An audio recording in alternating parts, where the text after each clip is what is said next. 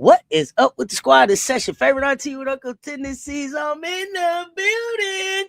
Y'all know what it is. It is a special Sunday night baseline brunch. I got the ladies in here. Commish, Brittany, what's the deal? Lots of hoops to talk. What's going on, y'all? Hello. Bounce that just like your friend do. Throw it, bounce it just like your friend do. Throw it, bounce that just like your friend do. Overly loaded. What's happening, y'all? What's happening?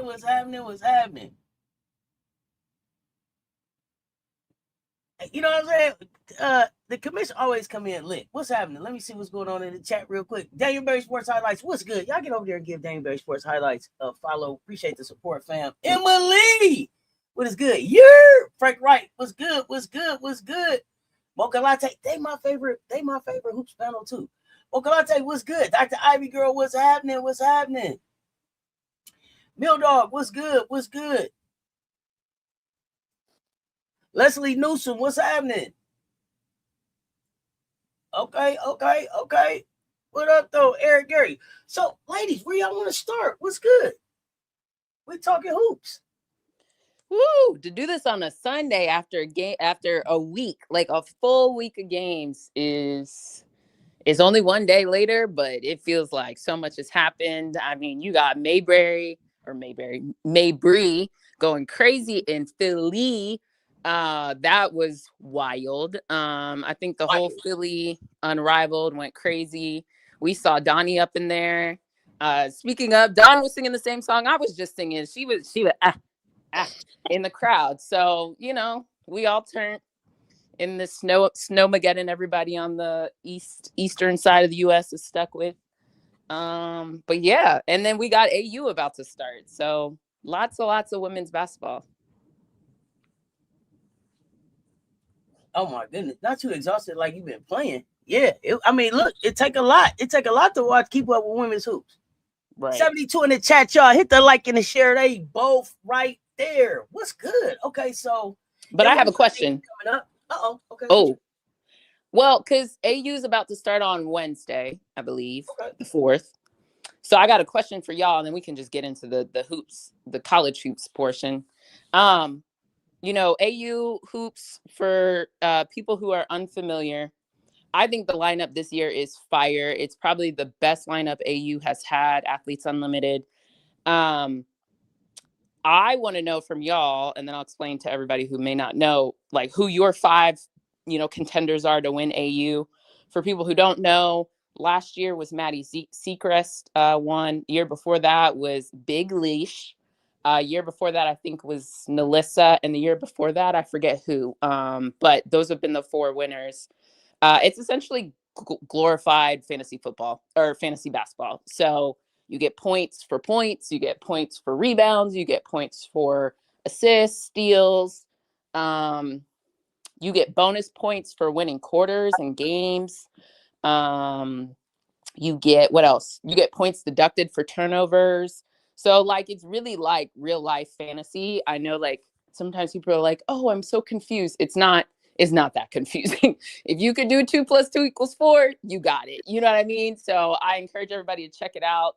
Like I said, the lineup is probably the best lineup it's been, I think, ever, to be perfectly honest. I think everybody's high quality, and it will be really interesting. So y'all got people who are your 5 people to watch?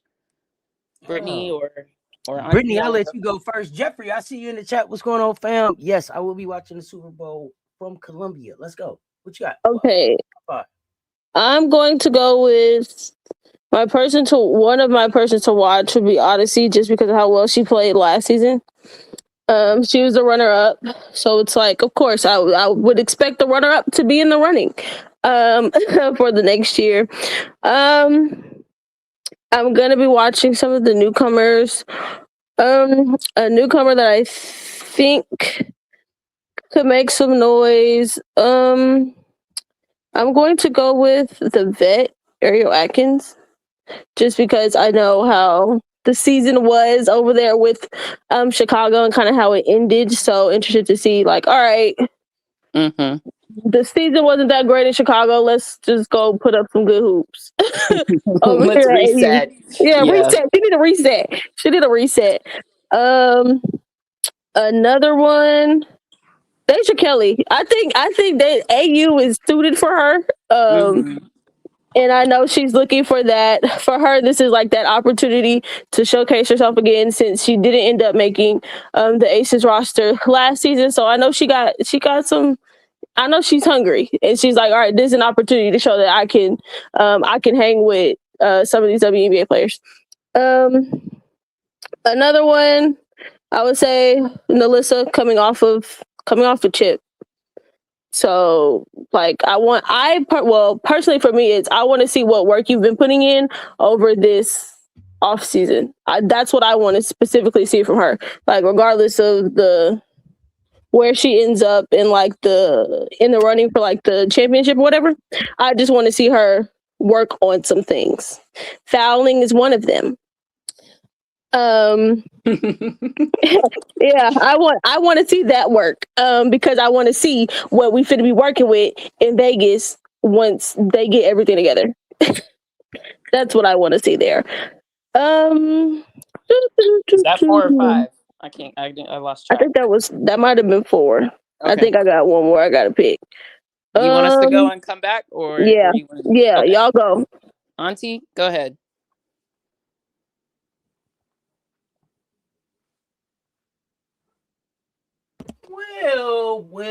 Well. Since we got this spontaneous question, with the last minute, I hadn't really looked at the roster. So, and I meant to share the screen so y'all could. I was gonna scroll through real quick so y'all could see who we picking through. If you're not familiar, so this is what we got.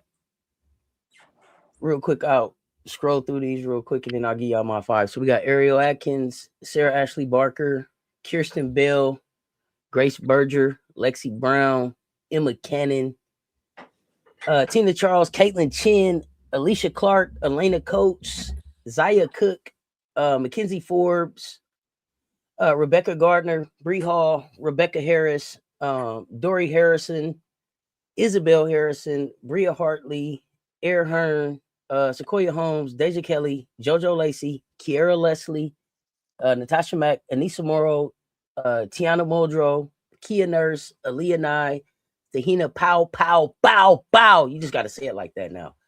Shea Petty, Ariel Powers, Mercedes Russell, JC Sheldon, Jalen Sherrard, Odyssey Sims, Nalissa Smith, Kia Stokes, Asia Taylor, Kayana Traylor, Brianna Turner. God damn, that's a lot of people. All right, so here's the thing.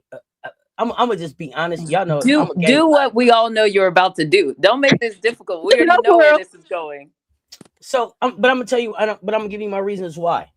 So you said you get points for steals, all this stuff, right? So I'm going Bree Hall because she can score and the perimeter defense. I like the growth that Bree has shown since she was playing out of the country. I also had Odyssey Sims like you, Brittany, because I just think that she has a game that fits this. She almost won last year. I had Deja Kelly too because I think this fits her. I had Shea Petty because Shea Petty just shows up and can hoop. A Don Staley product. I was thinking about Pow. I think the Pow's in the running, but the one who is really the most interested to me is Elena Coates because Elena Coates looks totally different than we've ever seen her look. So I'm interested to see what her game looks like. And if it's as versatile as I think it can be, she can win this damn thing. So just to make sure we got it clear, you got 2 Gamecocks and 1 Temple, which is the Don Staley product, right? So you really got 3. Well, no, 3. You got 3 Don Staley. Because I had Pow too. I said Pow. Oh, I thought you said you weren't choosing Pow. Okay, then you got 3 Gamecocks and 1 disciple. Yeah, so that's why I was like, one of these people had to go because I have Elena Coates was coming on the list. So it was like one of these kids is doing their own thing. So, either Deja Kelly, Odyssey Sims, or Shea Petty would have to leave the list at that point.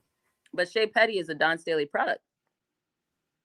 I know, but that's what I'm saying. What I'm saying is Hall, Pow, Coach would be the top 3 that I would go for. Definitely. Got it. Okay. And then, but You got other considerations while you're at it? Because I see you scrolling, so go ahead. Go ahead. Who else you got? So now I don't know if I really got him. I consider Jalen Sherrard because she plays defense. Mm-hmm. And when I was thinking about like the players who I think can be successful, it's those players that I think are going to play or that want to play on both sides of the ball. So, that was kind of why I was there. I thought about Zaya too. I mean, I ain't going front. I thought about Zaya too. But I also thought that it was really dope that each one of these ladies is playing for a charity, and some of them are playing for charities that Gamecocks playing for Gamecock charity. So I just thought that was dope. Y'all go check these charities out. I think we went down a rabbit hole. I think Bree Hall was playing for LA. Letitia Meahir's nonprofit. It was somebody else too. I don't remember. Was it? I think Zaya playing for her own nonprofit. I know Elena's playing for her own. I forget. Zaya was somebody else. So, but I thought that was really dope too. So, y'all check out the site when y'all can. But those were the ones that I was considering. Not all Gamecocks, but ones that I think can score a lot of points and want to play on both sides of the ball. Yep. All right, here are mine. So Nalissa, because she's won before. Sims, because she's gotten close to winning. Tina Charles, I think Tina gonna play for real. I don't think Tina out there doing that Wiley vet. I'm here to know. I think Tina gonna play. And if she plays, watch out. Because there's not many bigs out there that can play with her. I also got her disciple, Morrow. I think Morrow with her rebounding will get at it. And she's trying to transition to the three position. And then I got Bree Hall. So mine are Liz, Sims, Tina Charles, Morrow, and Bree Hall. I think for similar reasons you all have said. I think Bree, I expect a big jump. I think she's going to be more aggressive offensively. And that 3-and-D is really going to come on. So I'm excited to see that. And then Bree does the things that win you games. And again, like I said, you get bonuses for winning quarters and winning games. So I think that's where Bree will get a good bit. And then I just, for kicks and giggles, my other dark horses are under consideration. Ariel Atkins, Tahina, Lexi Brown. I think Lexi Brown's been a part of AU. Her dad, I think, is like either a coach or a development coach. I just think she's going to be more comfortable in the situation. And I think she'll probably look good. And then someone like JC Sheldon will be interesting. Jalen Sherrard, similar things. They're willing to play defense. That type of thing. So I'm excited to see how people look. Shea Petty, that's a vet too. So I think it'll be interesting. There's a lot of people who can do this thing. Absolutely. I'm very intrigued. I think it's a lot of people. There's a lot of people here that are going to be trying to prove themselves too, and not necessarily to us, but to prove that, hey, to these GMs, hey, you gonna need to pay me some money, and that some of these players could fit on some championship rosters. So I'm intrigued. Who was your last person, Brittany? My last person will probably be Bree Hall.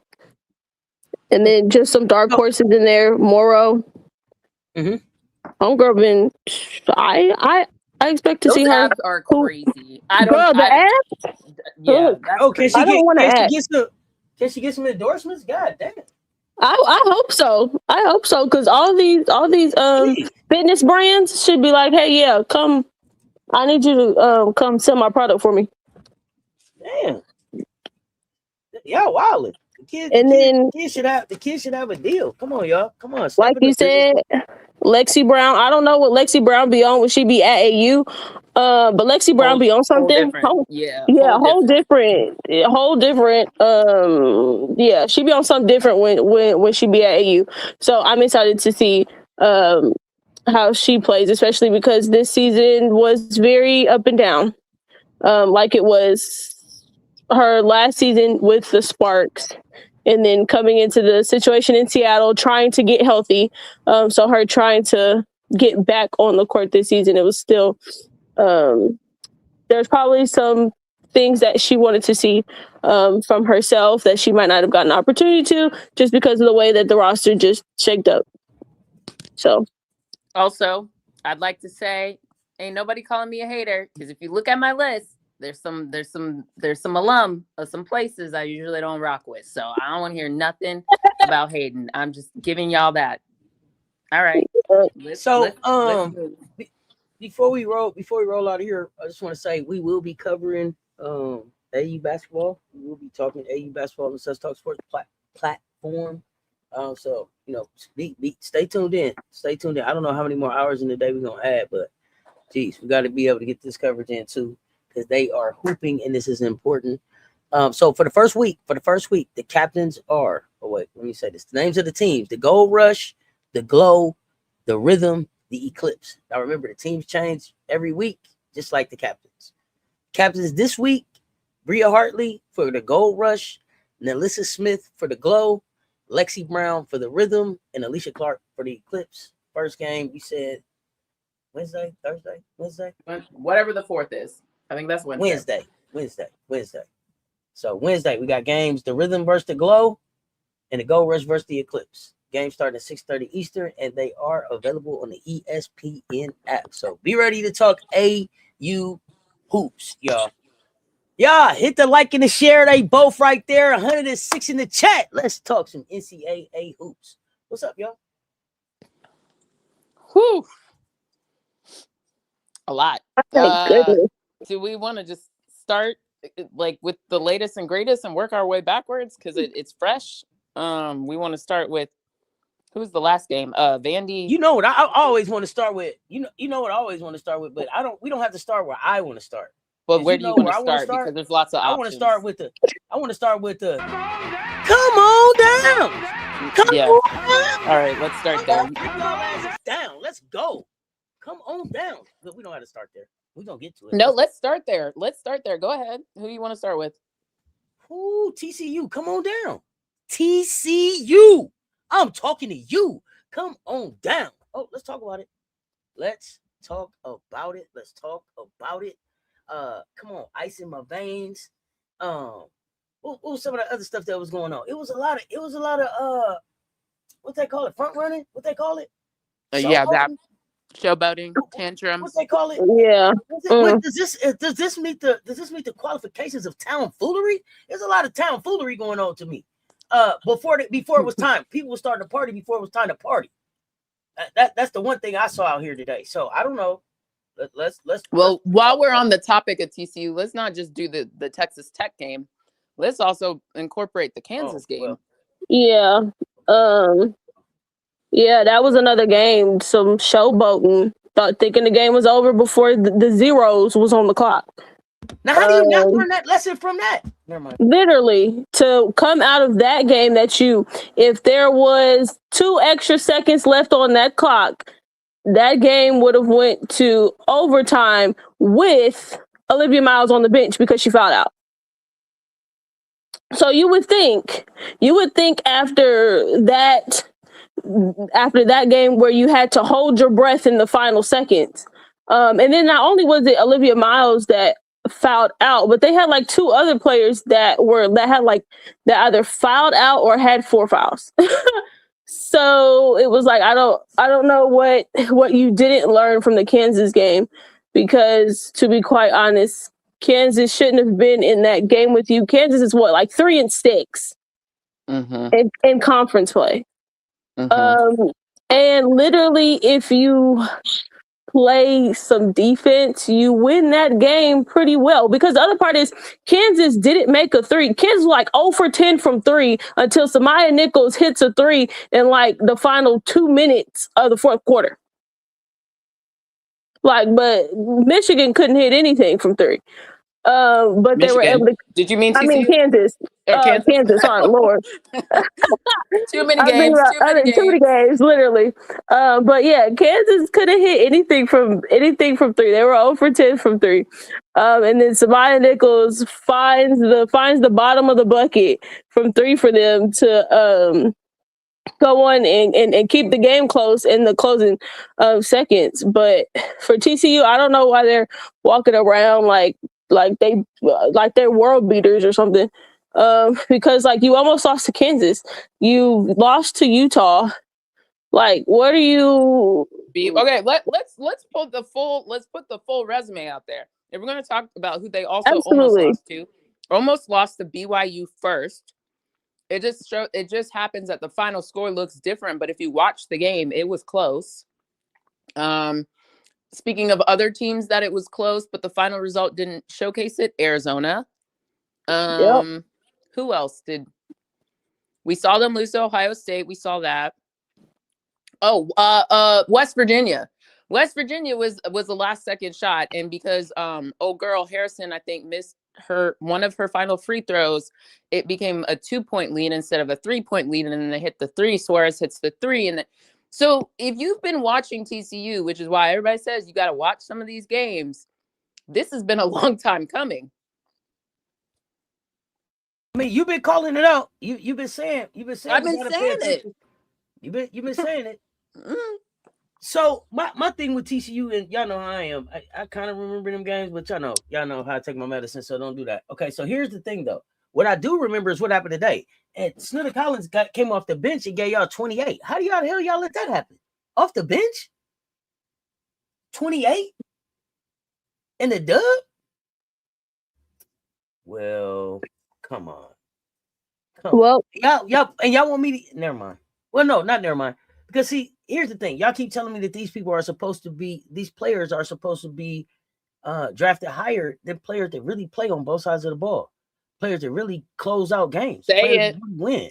mm-hmm. When the game is on the line, they dig down and get it done. They not sitting on the bench. They not fouled out. They finishing. They're not getting subbed out because they're unplayable on the defensive end. But y'all keep coming in, y'all keep hollering these names in my chat, and when I ask for the receipts, they don't show up right.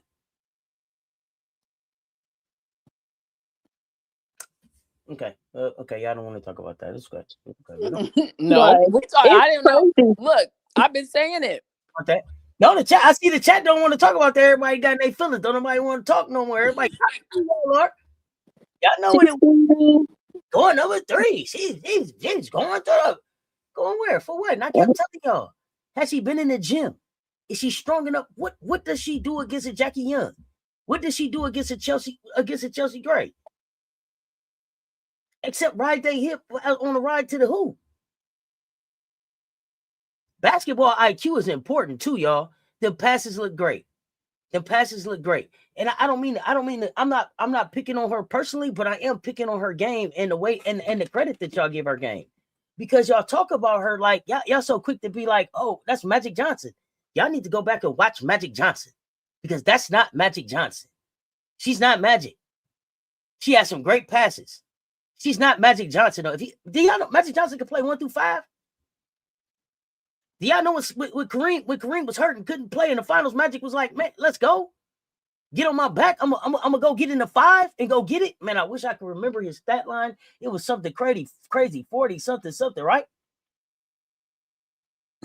You needed points, Magic got it. You needed assists, Magic got it. Rebounds. Somebody give me that. And he did it in his rookie year. Somebody give me Magic stat line from game 6 of the finals. I know it's an NBA guy and an NBA person in the chat. Magic 2.0. Well, nah, I'm straight on that. Not even that. 45, now 50, saying she's Chelsea Gray, I don't see it either. She's not Chelsea Gray. Do you see how nuclear Chelsea Gray goes? On whatever it takes. They're not gonna sit Chelsea because she can't play defense. Chelsea is gonna figure out a way to be a menace, even if she's not as fast as the person that she's guarding. Her basketball IQ is gonna have her get in a position to be able to win the moment. Ask AT. And that's the shit that you got to be able to do. Ask Look, AT in the finals how that works. like I've seen Chelsea Gray clamping up bigs in key moments. Like, what are we talking about? Clamping up, just holding to make sure they get the stop, bro. Getting the strip.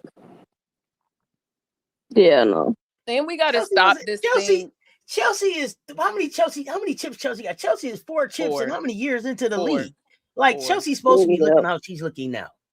Right? Like Chelsea is supposed to be looking like I'm at the top, headed down the mountain now.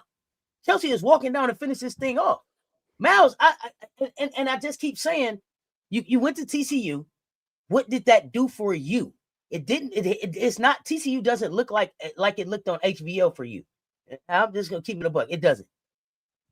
Now, I'm not gonna say that you and that Olivia Miles or HBO had to do the same things at TCU, but it's not looking as good on you as it worked for her. TCU just gives their team where defense is optional. But the fact that and y'all gonna say, oh yeah, he's talking about Raven, and I am, and I don't know when she's not the best point guard in the game, then I won't. But y'all are walking here and tell me that she should go someplace before Olivia Miles should go before Raven. How? For what? How can you say that? There's not you there. Tell me a situation that you got to sit Raven in unless it's foul trouble, or Raven's not feeling well. Tell me a situation that Raven doesn't have the basketball IQ to guide your team through on the offensive side or the defensive side of the ball. What's so crazy is most people would sit at home going, damn, Don did this, and Don comes to the mic and be like, that's right. Hey, Don, did you tell Raven to call? No, that's Ray. Ray called what she see out there. Ray, 5 years in this system. She know what to do. Hey, Don, did you draw up? No, Raven said she saw.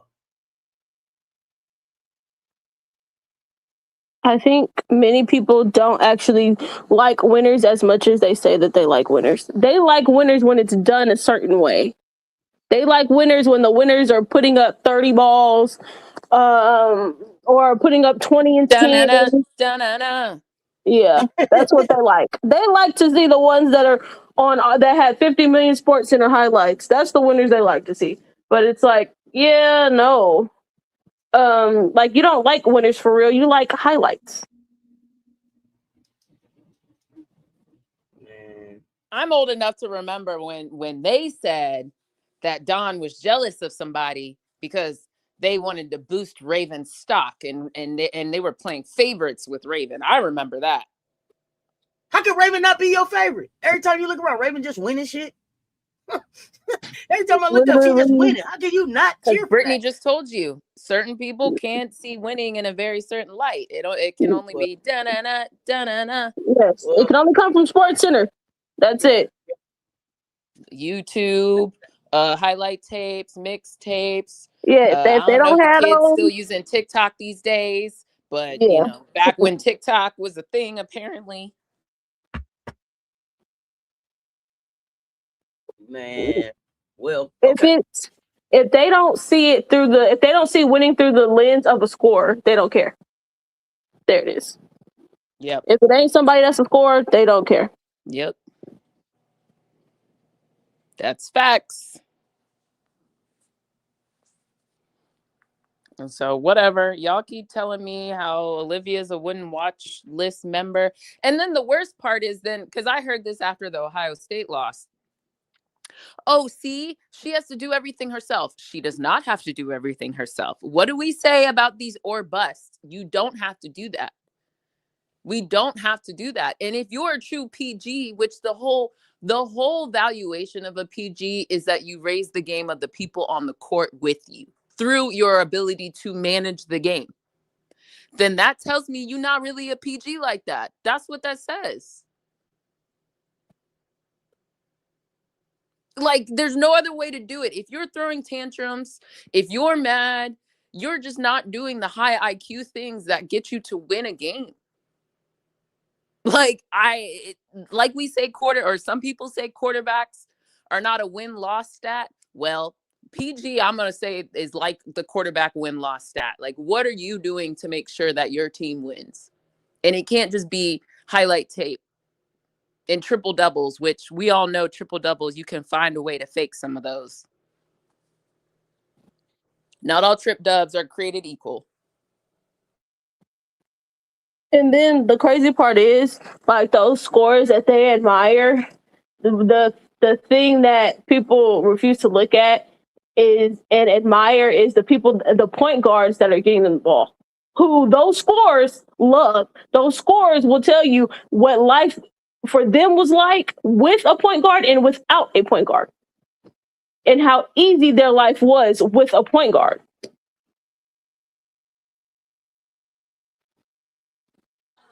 And we haven't even started talking about the turnovers.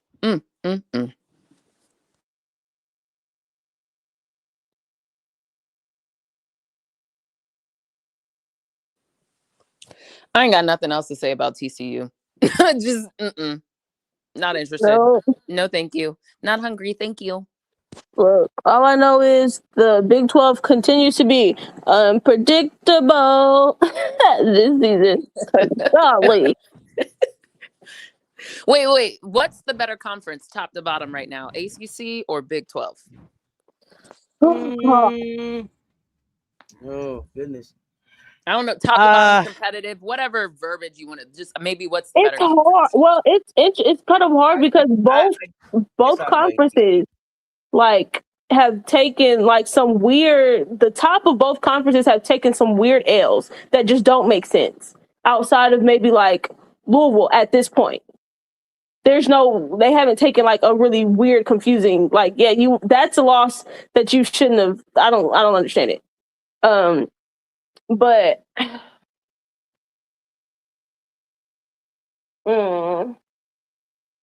I'd probably say the ACC. ACC is better. Yes, but it's not by a big margin. And that's because I'm giving Louisville a lot. The Louisville's doing heavy lifting there for you. Yes, Louisville is doing the heavy lifting over there in the ACC. And then Duke has found some type of resurgence. So, yeah. I think for right now, the top of the ACC has been consistent in ACC play. Let me say that.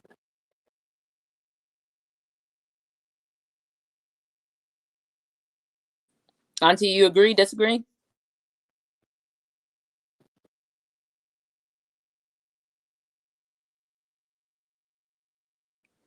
I think I agree with you, Brittany. Auntie, I can't hear you if you're talking. I apologize. Brittany, can you hear me? Yes, I can hear you. Okay. I agree with your points, Brittany. I think I give the edge to ACC, but for slightly different reasons. I think the middle of the pack of the ACC, like, or the teams that we assume, like the Californias.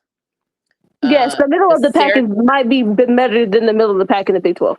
Yeah, like the Syracuses. I'm kind of like, all right, those teams. And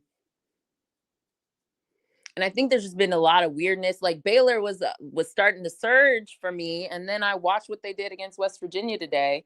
Now, some of that might be because Talia was observing Ramadan, but I don't understand why the rest of the team acted like their allyship, and maybe they doing what Paige did, and she woke up at, before sunset to cook. I don't know what Baylor was doing. Baylor, me and Nikki and I are about to get into it soon. I'm just gonna wait one more week. But I think, like there's just like some good gems in the ACC this year. But the conference still as a whole, I still have questions about. And then Big 12, you have like the Iowa States of the world who were looking great, but have just, like you said, taken some inexplicable losses. And while have bounced back in a little bit, but it's still not enough for me. Even the Duke, I still am like, well, you're playing the ACC. I still give you credit for winning games in a row because y'all were losing to some not great teams earlier this season. Yeah. So it's kind of like, I don't know. I think the conferences as a whole still kind of feel similar, but I might give ACC the nod because I was already down on them. And then I think a couple teams have shown me something. But Big Ten, your top teams are taking L's that are not necessarily against the other top teams. They're like the bottom of the conference, and not in a way you could argue it's competition. Yeah, it's it's looking like somebody needs to help me understand why and how, not why, but how. How does this make sense? That Oklahoma State is only one game back from first, and Tech and West Virginia are half game back from first. Talk to your top teams. They're not doing what they're supposed to. Literally, like TCU and Baylor are tied for at 8-2, and then Tech, West Virginia 8-3, Oklahoma State 7-3. Like, don't call me out when I sneak off and get snacks. Don't do that.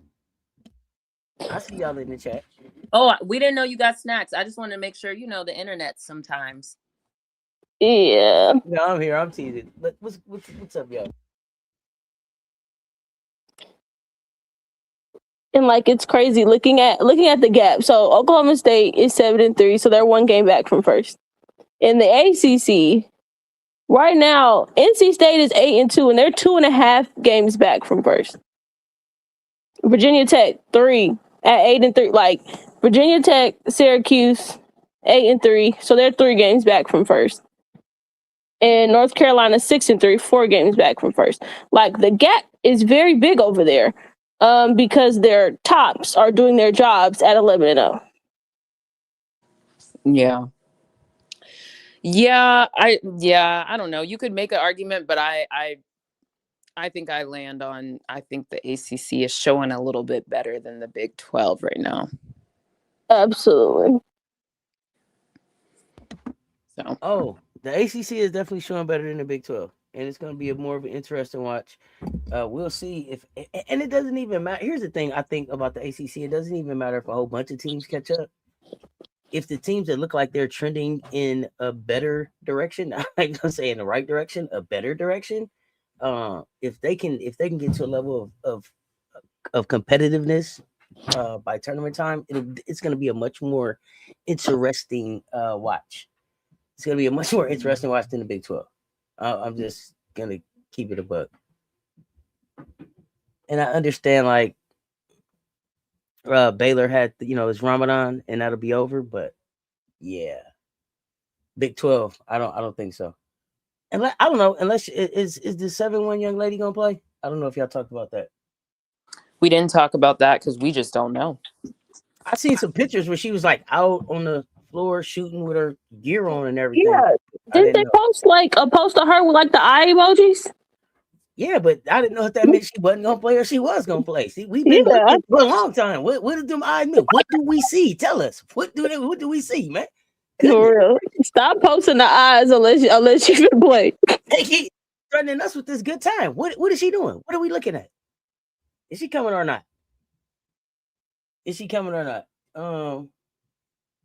What else did I need to say? I don't think I need to say nothing else about this game.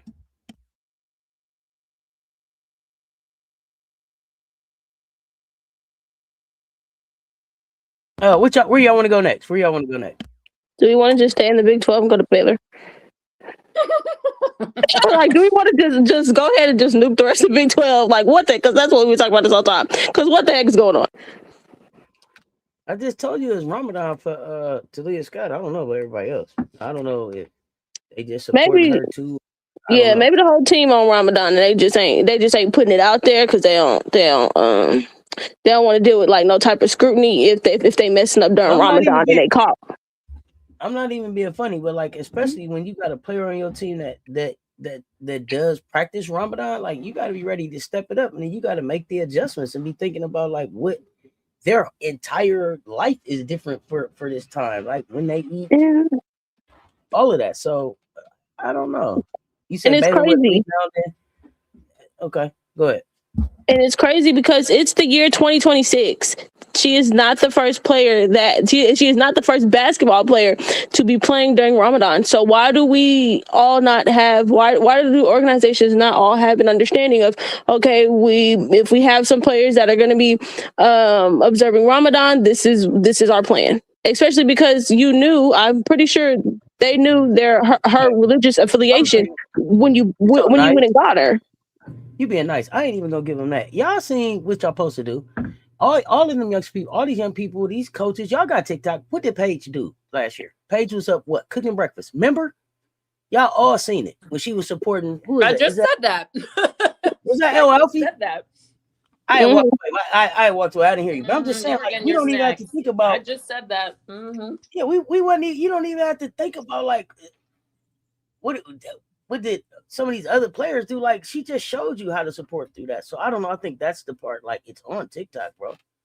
Like you don't even have to Google it. Like she showed you.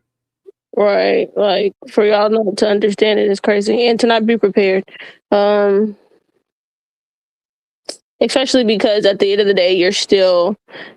I doubt their expectations of her have changed. So because your expectations of her are not going to change, it didn't look like the expectations changed. Let me see what they played her.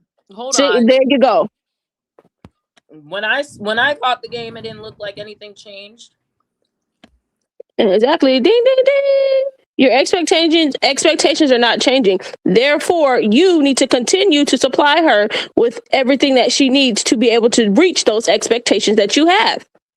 Or you just adjust Bree Wayne her is saying minutes. the Ramadan ain't. Bree Wayne is saying.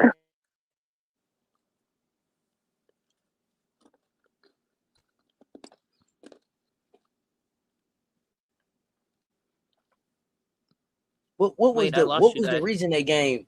What was the reason they gave for? Because Ramadan, they saying Ramadan don't start for 3 weeks. So what did Ramadan have to do with today's game? Why did they mention that today? Well, look at that. Oh, now we asking questions. What's going on? What's going on? So Ramadan hasn't started already. So what is happening? You know what I'm saying? Thank y'all. Keep us honest in the chat. I don't know. That's what I'm saying. Literally, let us know. Was good. Who was that? XF say, yeah, I was about to say Ramadan is in 3 weeks. I practice. So why say that about her today? Yeah, I don't know. Because they don't know. I guess they don't know. So, the announcers over here saying this is what, they said. I don't know. I'm not clear. They just saying stuff. They just talking. So no clear. Who else? Oh, somebody. Okay, I got you. There was confusion. Someone was being facetious. In our watch. Okay, I don't know. Well, in 3 weeks, don't worry. We don't have the same thing to talk about. We'll just wait. We'll be early. Not wrong though. Here you go. Here you go. What's up, Miss D? What else y'all got about them? Well, if that was wait. So then basically, then you just saying that she had a bad game. Correct. Which we might need to fast forward to my Nikki Collins slander. It might be coming now. Yep, go ahead. Okay, wait a minute. Let's go. Hold on, this weather change messing with my sinuses. Let me drink a little something to clear it up. Let's go. All right. Nikki. You have been there since somebody do me a favor and look up the exact year. What year did Kim leave Baylor? That's how long Nikki's been there. So what are we doing? Why don't we have better plans in place?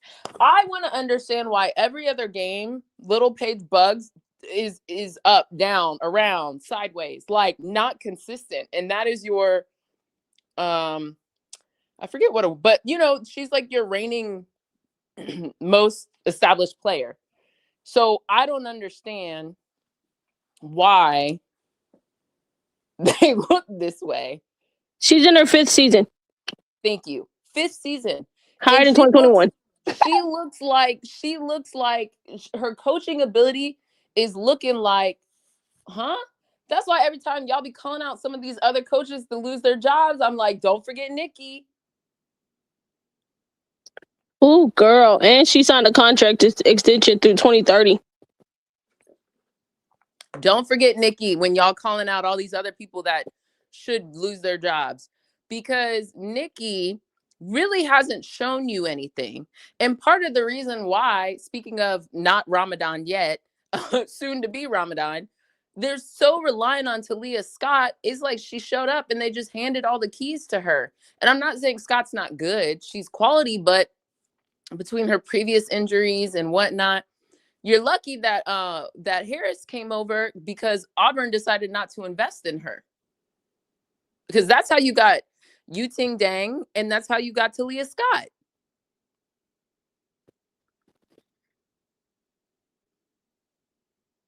And then every day people want to fire Coach Yo. Coach Yo doing the best with what she got. You know what I mean? Like Coach Yo over here trying to do her thing. And last I checked, they went to Baylor and beat Ole Miss, beat Baylor in their house in the tournament last year. Like y'all need to start looking at Nikki a little bit more. Trying to fire Coach Yo is crazy. Like homegirl, I think it's crazy. She's had the portal of the century. And we had words for Coach Yo because it wasn't looking great at the beginning. True. But I was never calling for her job. Absolutely not. Like who was going to Ole Miss before Coach Yo got there? Please. Anyone, somebody tell. Literally no one. And they don't invest in their program. Like Baylor be having their championship trophies on their floor and stuff like that, and I'm not seeing it. It's giving round 16 exit, maybe 32, because it's not consistent. Look, all I know is her replacement is sitting right next to her. It's not consistent, y'all. You got to watch some of this. Like Baylor went into West Virginia, tied for the top spot in the Big 12. The Big 12, like we've been saying, there's been teams who you were expecting to be at the top that aren't at the top. Iowa State fell off. TCU's not doing what they're supposed to do. You don't look at that. You say, let's be ready to go. West Virginia has either gotten people or almost gotten people. That's not a team to play with. Exactly. That's the thing. It's not like West Virginia has just came out of nowhere. Like West Virginia have they been in the rearview mirror? Absolutely. But they've been in the rearview mirror all season. They beat Duke, people. Well, with 5 players, don't forget. With 5 players. So them suckers always should have been someone you keep an eye on. They wouldn't beat Duke, who is now 11-0 in freaking ACC play with 5 players. You gotta watch. That should have been a team on the you gotta watch list. Yeah, but if I'm in the same conference as you, you're watching you should be watching everybody in your conference. It's the word should. Should be. You've seen exactly what's going on. You see the movement happening in your conference.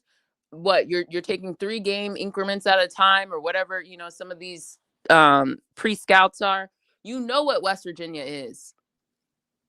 And to show up with the energy that they did not show up with. No, not acceptable. No, there's no excuses.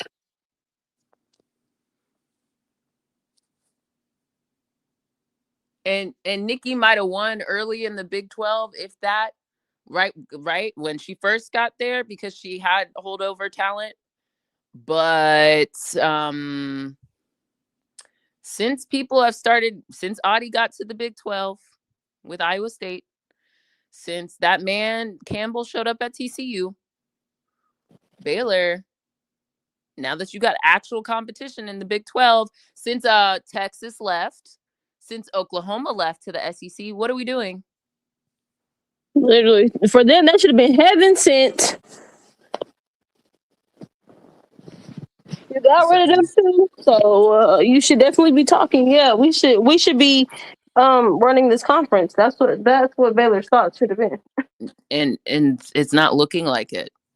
No, I thought they were. I thought they were. I had them as TCU probably gonna win it, but Baylor's my close second. And at first, it was looking like, all right, we might. It all started when Nikki decided to play Talia Scott for those final 2 minutes after not playing her all game still lost to Texas Tech. Like the decision making and lack thereof that is happening, I just got questions. Like, Nikki, it might be time to go somewhere else, like a mid-major. Not a mid-major. Look, in the words of I said what I said. In the words of Kinnaman, nigga, I got questions. Ooh, got a lot. And I'm not getting answers. Questions. Got questions. Huh? We're gonna find out. We're gonna find out. Someone gonna win the Big 12. I don't know who, but someone gonna win it. And if they keep playing around, it's gonna be West Virginia. And I did not see that. If They West Virginia wins, it might be. Gosh. They keep playing West games. Virginia ain't playing around. West Virginia just keep hooping. West Virginia, like, man, listen, if y'all give us a shot, we'll beat y'all ass. And they're giving it to them. They're giving it, yeah. They're allowing them to be in this. So, you know, we'll see. But I'm calling out a lot of the Big 12. And I even think West Virginia's flawed too. So I don't know. But next. Where y'all want to go next?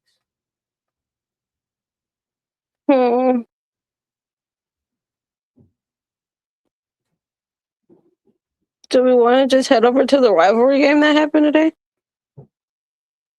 The former Big 12 mates? Oh, girl, no. Oh, that's not what you were referring. Oh, you meant well, they were a rivalry. You meant in the battle of Michigan? The Big Ten. The battle of Michigan. Let's go there. Ooh. The battle of Michigan. That was a rivalry. That was a rivalry game. Yeah, it was a rivalry game. It was gritty. Didn't have to lose. Well, that too. Speaking of didn't have to lose. Well, a couple things. Olivia Olson is the best player for Michigan this year. And I tried to tell people this a while ago, but I can definitively say it now. Now, I don't know what's going on with Sila, if it's just people are keying in on her and she's challenged, but it just seems like Olivia Olson has risen her game, whereas Sila has struggled. Again, she got that big ass plastic looking shit on her face. I'm sure that doesn't help. But I've been saying that Olivia Olson this year has been the best player for Michigan. And it continues to showcase itself. Yes, Sila almost made that shot against UConn. But y'all got to watch some of these games. Olivia Olson is more consistent than Sila, period. So we just got to call a thing a thing. People thought I was crazy when we were trying to choose the best guards, wings, forwards, whatever, that exercise we were doing before. And I told people, Olivia Olson is a better player. Do y'all see it now? Bet. Okay, 1. 2. Do you think that was the same last year? To be honest, I didn't watch them I kind of just saw them as a unit. I don't think I really had strong feelings. I think Sila also was better last year. So it's kind of hard to answer. I mean, but I also thought Olsen did great things too. So like I kind of just saw them as like, oh, the sophomore phenoms or freshman phenoms last year. And I was like, if they stay together, they get more pieces, I think they'll be good. So it was kind of hard for me to say. I think I just chalked everything up to them being freshmen if they weren't doing well. And so I didn't really have strong feelings last year of who was the better player. If I probably had to say, I probably would have said Sila. But Olivia did some gritty stuff. I think she did a lot of gritty work.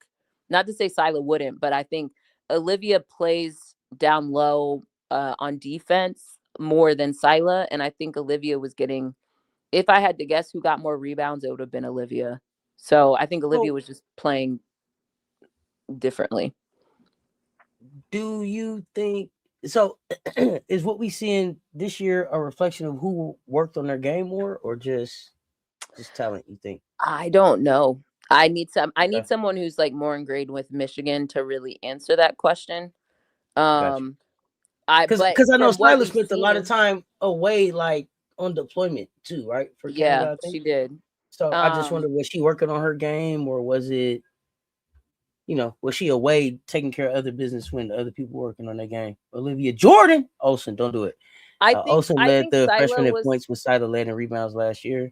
Sila was more of the household name. Down 3 points. Okay, gotcha. That I know. And I think she got more of the da-na-na plays for real. Sila Schwartz, yeah.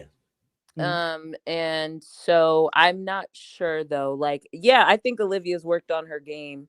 I mean, they both have, but I think Olivia's is showing up in prime time a little bit more. Also, when you look at Olivia's body versus Sila, it's more built for longevity, Gotcha. So I don't know if that all kind of plays into it.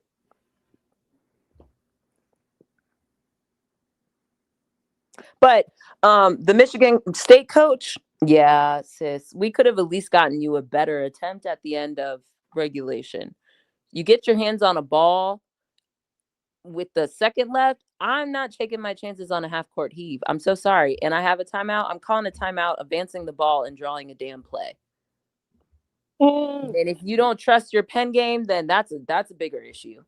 Literally. This game, the other thing about this is last week, y'all don't have to talk about Michigan and how Michigan needs to get off the bitter starts, and Michigan, the other part that they're getting to work on that needs to get better is closing. They could have closed this game in regulation. This game could have been closed in regulation. It did not have to go to overtime. And I think some of it is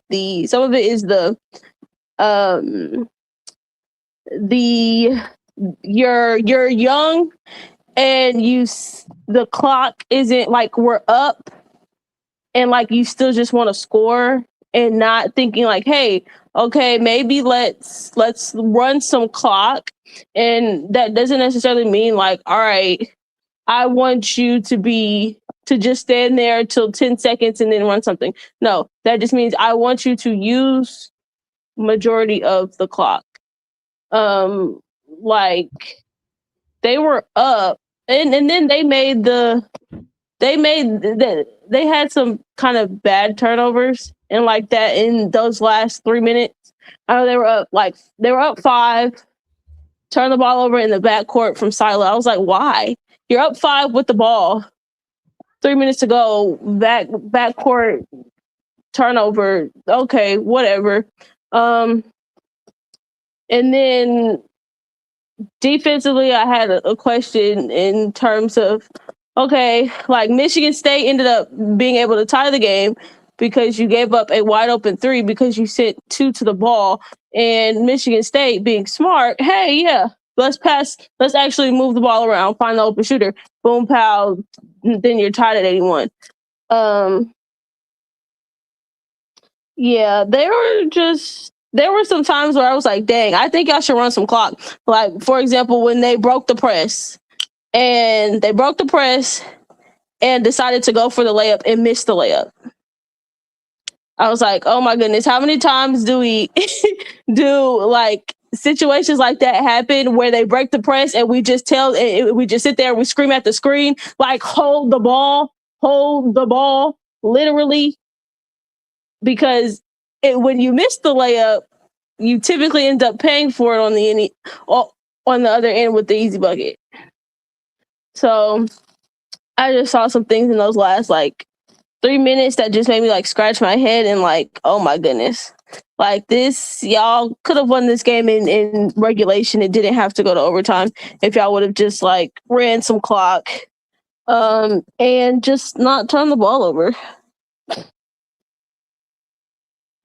On the bright side for them, it worked in their favor when they got into overtime. But it's if you don't have to go to OT, yeah, let's not. Let's try to win these games in regulation, because there's plenty of teams that have gotten to OT and lost when they should have just won it in regulation. You win a regulation, well, you don't have to sit here and play an extra 5 minutes that typically ends up getting you on the next game that you play. So I was like, very interesting. So where so for these two teams, what does that leave you? Like what's the lasting feeling for you? Like, I don't know if I think they're both a little out of Big Ten, but I'm just curious, like, what does that what do you project for both of them? Like, what trajectory do they take after this? Let me look at where they're at, because they're not in contention for the Big Ten and all. I mean, in Big Ten, in all honesty, because Right. UCLA, yeah. It's So UCLA's. I told y'all it was UCLA's to yeah, lose. it's not even. I think for both of these teams, it's probably like, let's keep it together. Try to win out the rest of your schedule so that you could give yourself a better seating when it comes tournament time. And then also when you can get a better seating when it comes to your conference championship tournament. Yeah. That's what both of those teams should be thinking after this game. Like, yeah, what are some good things we could take away from this game? Like, Oh, shout yeah. out Holloway, because I've been mad at her too. She had a great game. And Yeah, then what's her name? DeBolsey, to what's her name? The two puffs hold on, I'm pulling it up. to something. She was really good today too. Del Foss or something like that. Yeah, something like that. I don't know. I watched the game and I was just like, is this just this way because it's a rivalry? I've tried to watch Michigan State games, maybe just because I don't have a connection to anybody on the team.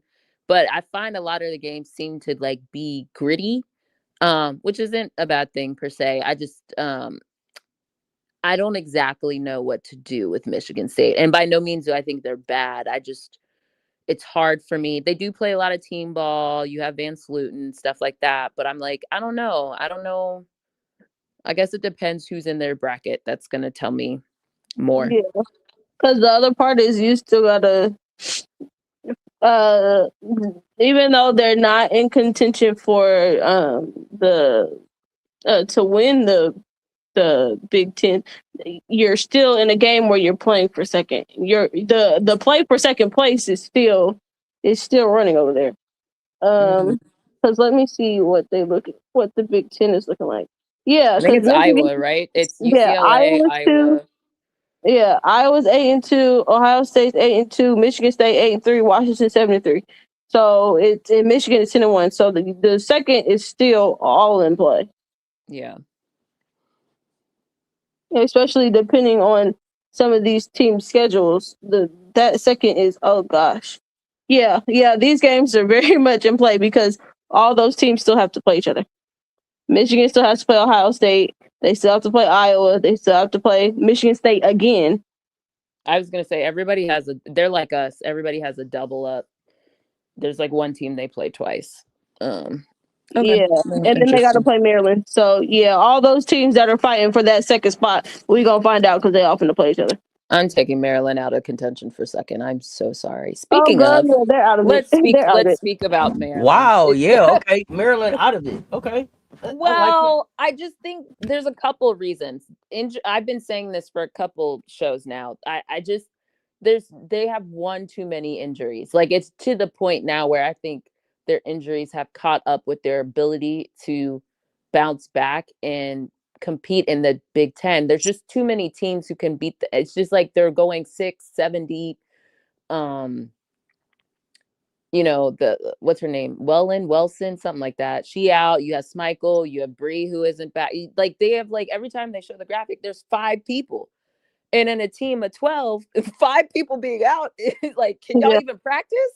Like, y'all got enough to practice? Like, I don't know, and after a while, especially in the Big Ten, that will take a toll on you. And I didn't realize it until I actually like saw it on the schedule.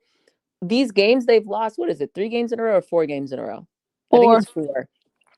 The majority of them been at home. So that's even worse. And I'm not like, it's just one of those where it's like, you can't lose your home games and lose your home games back to back to back to back. Like, that's like the worst part about it. If these were on the road, you could be like, all right, at least we got a home stand. Now it's like probably time for you to go on the road and y'all are reeling, you know? And so Yeah. I'm just taking Maryland out of it. And I've said this before and I'll say it again. At some point, Brenda got to look at her strength and conditioning program. And I don't think every injury is like your strength and conditioning's fault, but there's just too many years in a row where they've had too many injuries. At some point, you have to look at it and be like, this is a little systemic. We're either well, part of it is the way Brenda plays her players, but like, you know what I mean? Like, there's something to it that y'all got to look at doing something a little differently. So I hope she does, because this isn't the first year. This has now been multiple years in a row. At this point, internal investigation. Oh, I didn't say that. I just said it was systemic, but Brittany said that. Yes, I'm gonna say internal investigation into y'all strength and conditioning. Yeah, I don't know if you've changed your strength and conditioning people, but it might be time for a change. I am so sorry to that man's or woman. You just have too many. I think Alucci continues to be that girl. Garzon, come to the front. Come to the front. Come to the front. Come to the front. Come to the front. What are we doing? I've said this before and I'll say it again. You are supposed to be going to the W next year. And we said this after I said this about the behind the back. But I continue to watch you make not great decisions in key crucial moments of the game. It is a problem. I don't know what y'all got going on, but at this point, Garzon, you might have been better off just staying in Indiana. Yeah, it's not giving. You're not playing like you're the veteran of this team. Yeah, and people love to talk about who should and shouldn't have transferred, but people keep forgetting certain people who did transfer. There's a transfer that's worked on that team, and there's a transfer that's equally not. And I got to look at you a little bit. So, and it's not just shooting that I'm referring to. It's the decision making, it's the defending, it's the fouling in wrong situations. So Maryland, nope. It's a no for me. But Alucci looks great. It's a no for me too, big dog. They but I also don't. But also I got to look at Brenda too. Why is Alucci not getting more touches in some of these games? Like, she got the least amount.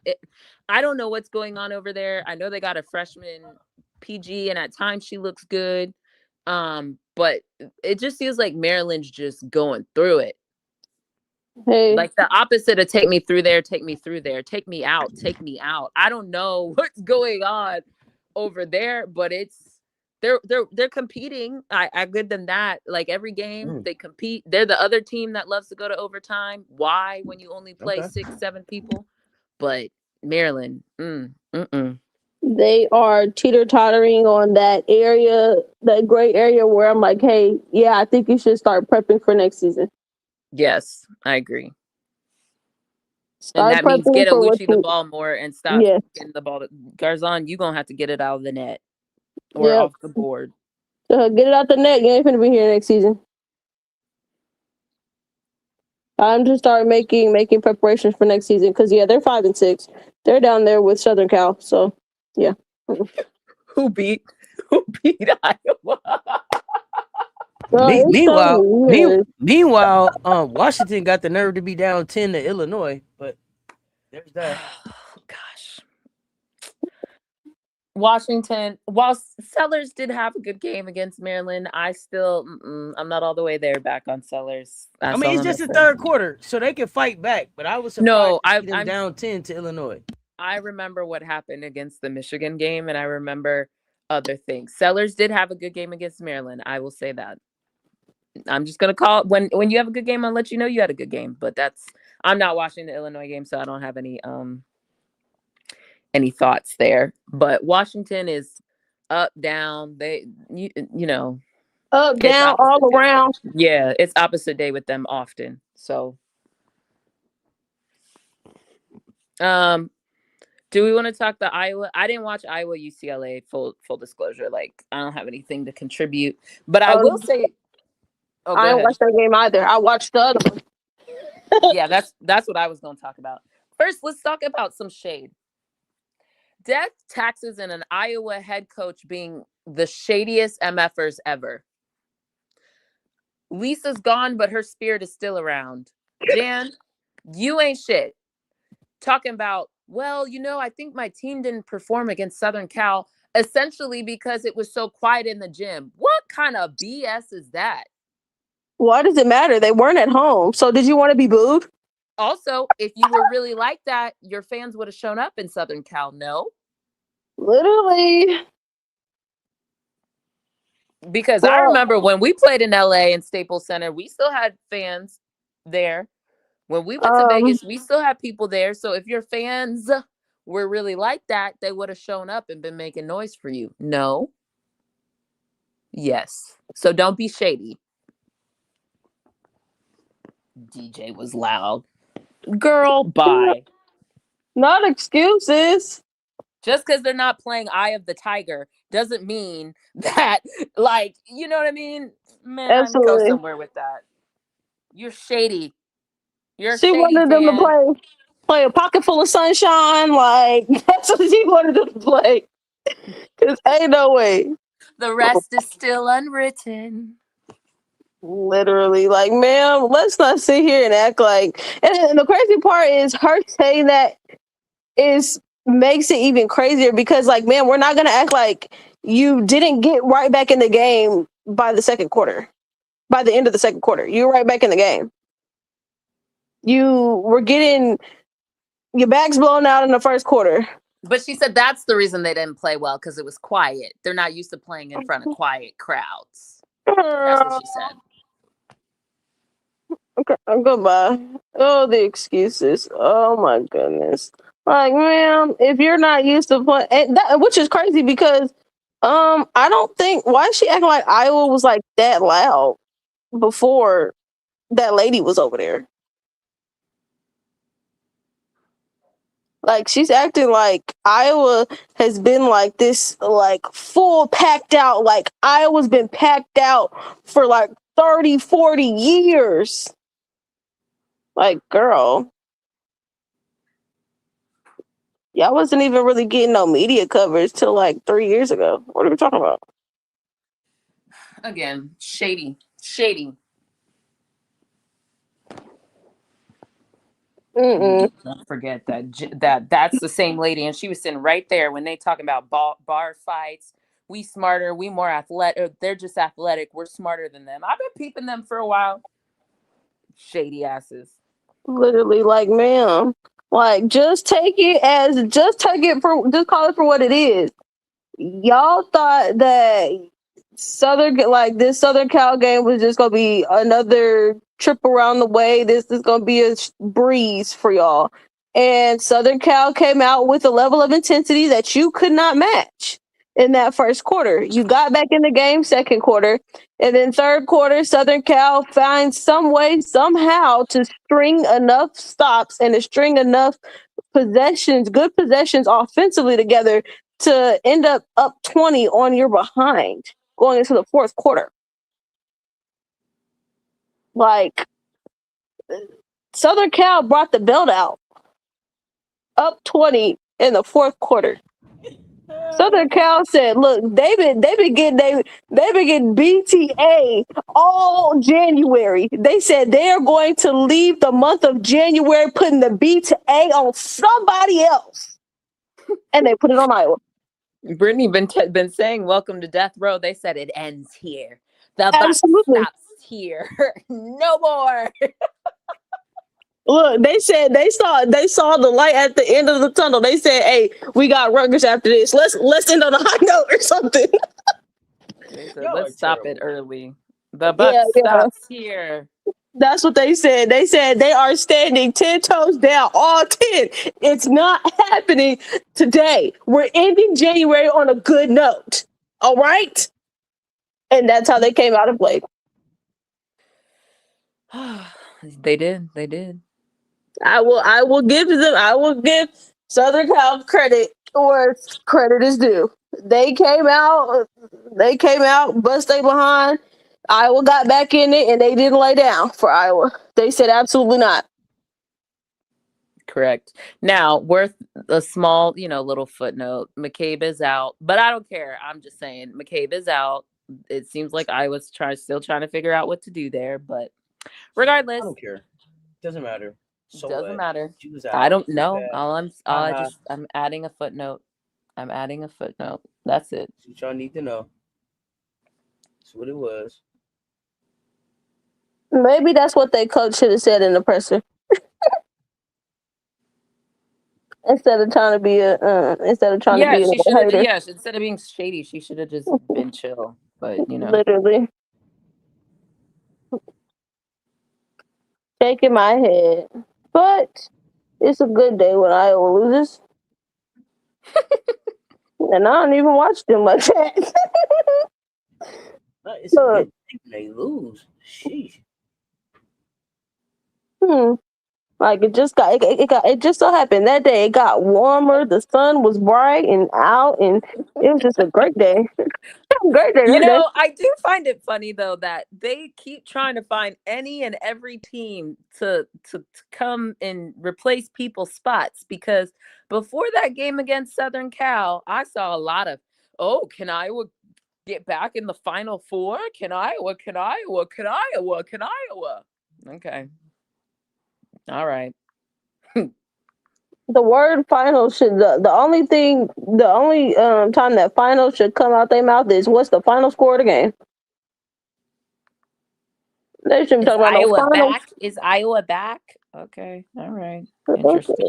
Them saying are they back as if like they were ever there. Like they were at the I hate people say, oh, are they back? Well, were they ever at the top of the mountaintop? Like, no. They were still climbing up the mountain. They never was at the top. So what are we talking about? Child, listen. Every day after Vegas, the only contender with UConn is Texas. And then they'll, it's not Texas anymore. It's Vandy. Then we beat Vandy. Ain't no back talk. Okay. Well, now the Final Four are set. It's UCLA, it's South Carolina, of course, and it's Texas. Okay, so now you guys are back around. Interesting. Really, like y'all just going all up, down, round and round, like trying to crown people before they actually demonstrate anything. But literally, it's crazy. Dang. I think after talking about that, we should go on over to Vandy. Ooh, Vandy, they feeling it. They feeling it, y'all. They lost 2 in a row. They was feeling it for a second. They lost 2 in a row. But they came out with the same energy they've been coming out with for the past 3 games. That's why this makes sense. Like, first off, them losing to Ole Miss, that was a good game. I will say that was a good game, especially coming after. That was like after that storm and stuff. So yeah, they moved it to Bama. Yeah, so after a big move, I was glad that it didn't start off like real slow, because it definitely could have started off real slow. Yeah, Vandy's inability to make Cody uncomfortable. Cody didn't look uncomfortable not one time in that game. And they didn't even load up on the elbow till like after halftime. And really like halfway through the third quarter, they was like, yeah, we're just gonna load up on the elbow on Cody, and maybe that'll help stop her from getting downhill. they needed to make me understand why would you put Blake's on why would you put Blake's on Cody? You know, according to the Defensive Player of the Year list, Michaela is a finalist, so maybe they thought. I don't know. I can't even come up with something good. Like, I don't know. I don't know why they did that, especially because it's like you still have bigger players than Michaela. So, and the other part is if you want Michaela to be very super duper efficient and more and less efficient but effective for you, you would think that you really wouldn't want to drain her a lot by forcing her to guard Cody on the defensive end. But whatever. Yeah, Cody got to all her spots. If Cody wanted to get to Cody that. Oh, sorry. Oh no, you Cody, my bad. I was gonna add somebody else up in there. Cody got to all her spaces, whatever her spots, whenever she wanted to get to that one dribble pull up from the free throw line, boom, she got to it. Whenever she wanted to get downhill, she got to it. Whenever she wanted to get to the free throw line, she got to it. Homegirl shot like 11 free throws. So yeah, Vandy didn't have anybody that could check Cody. And then when Cody was silent for a bit, and when I mean silent, I mean she just wasn't scoring, they had to deal with Iwala on the boards come the second, and especially that second half, she got a bunch of key offensive rebounds. I think she ended the game with 14 Hold on, total. did you see FM's comment? It What do was you say? too quiet in Birmingham for Vandy. It probably was, cause man, look, Iwala came up with some key offensive rebounds. I think she finished the game with like six offensive rebounds. I was like, golly, yeah. And whenever Vandy decides to realize that, hey, Blake's is great, she's this great scorer, yes. But you need to find ways to get everyone else involved. Whenever they get everyone else involved, they look better. And in actuality, when they got everyone else involved, they got back in the game. Like, it's easy to make it the Michaela Blake show when homegirl is just, all right, she's made a couple shots in a row. Okay, feed her. Because there was a couple times in the third quarter, homegirl was like, it was a layup line for her in the third quarter. So like, yeah, there's times like that where you need to feed her, but there's also times in the game where you need to make sure that ball is moving and it's not sticking with her, and also that the ball isn't like your players are just constantly in the, all right, we're looking for Blakes, but y'all also need to be looking to just look for the open man, whether it's Blakes or not. I think they lost to Florida today because Florida's respectfully Florida, right? Had they played another above average SEC team, I think they would have had 3 losses in a row. Absolutely. So I think they escaped today. And shout out to Florida for, taking it to them for 3 quarters or 2.5. But yeah, I'm still not convinced Vandy has fixed whatever they have. And some of it could have been they were on the road with weather delays. I don't know. Film is still available to you, even if you can't get in a gym. But I'm still not overly convinced they fixed their issues. Not at all. Like, homegirl shot 20 shots today. Why is Michaela Blake's or any player shooting 20 shots? They better have the hottest hand on earth that night.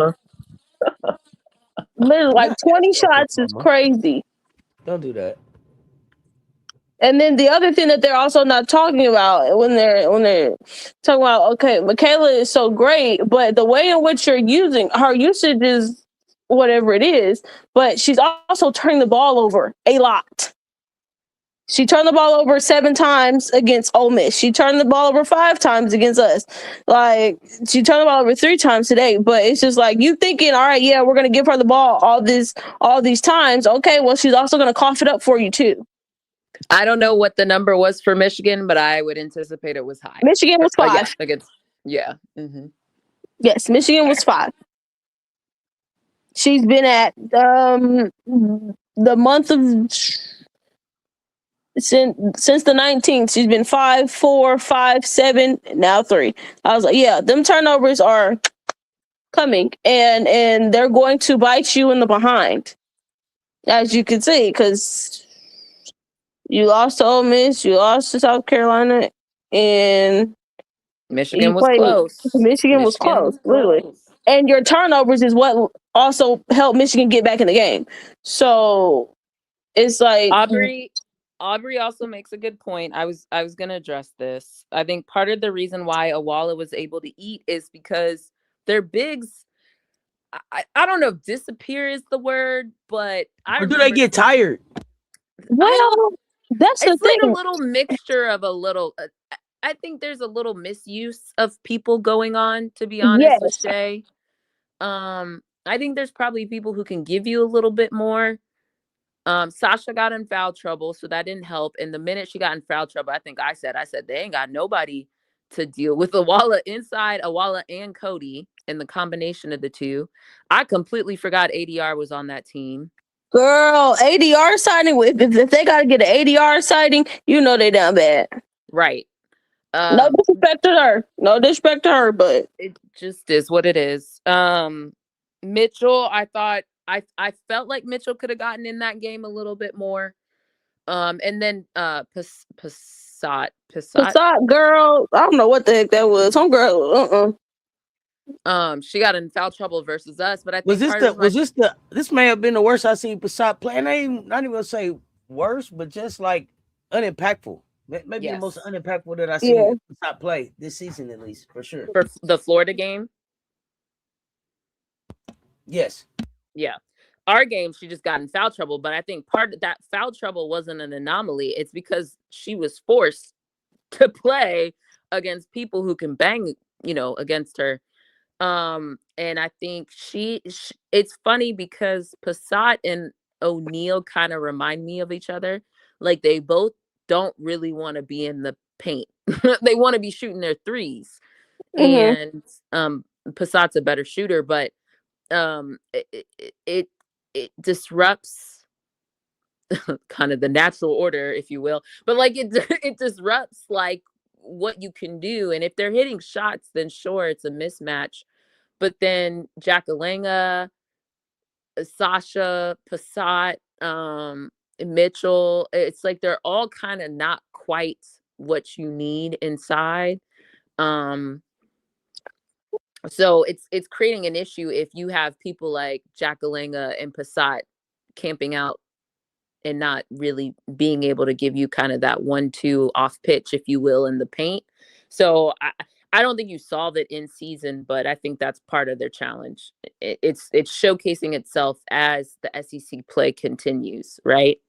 As the quality of opponents or just the dog days of going through the SEC, it's showcasing itself. And also per usual, Dom put something on tape. We seeing Coach Yo loves to replicate anything Don does, and that's not pure shade. It's just factual. She'll tell you she replicate what Don does. So she saw that and said, "Yep, copy paste." And so until Vandy can actually truly adjust for it, the teams that can do that to them. Granted, Mississippi State didn't have a great showing today because someone's britches got a little too flashy. But I think Mississippi State actually played. I forgot they already played. Mississippi State played Vandy already. And they actually did a good job against Vandy. They just ended up losing. But there's a couple teams that they still have left. They still have to do Texas, Oklahoma. It's a watch out for Vandy. I don't know. They got them a stretch. They getting hit with Kentucky, Oklahoma, Texas, Georgia, Kentucky again, Bama, and then Tennessee. Yeah, so from here on out, they get whack.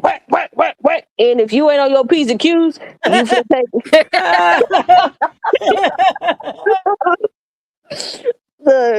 Look, if they not careful, they gonna get drugged through the streets like a rag doll. If they not careful. What do you say? Welcome to death row. Welcome to look. Am I gonna be saying Vandy, welcome to death row? They already in it.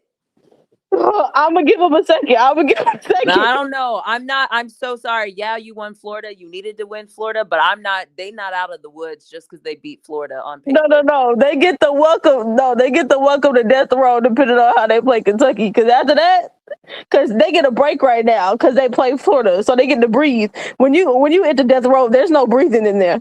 Okay, so it's a continuous. Okay, got it. All those games are continuous, and then for the bright side for them, someone needs to help me understand how did Vandy get Oklahoma, Texas, Kentucky. Kentucky is their home and home, whatever, but Bama all at home. It don't matter. It don't matter. For them, I don't know. They be figuring something out at home, so we'll see if they'll figure something out at home. It's like our season, right? We were on the road. It's like so. The next year they're going to be on the road for all those for LSU, for you know what I mean. So like it just flip flops. Yes. So next season is not going to look cute for them. They're going to be on the road for a lot of those matchups. They better call in reinforcements for next season. They better have the reinforcements on speed dial. Yeah, they might want to call Camille Pierre back. I don't know how that thing ended, but they might want to call.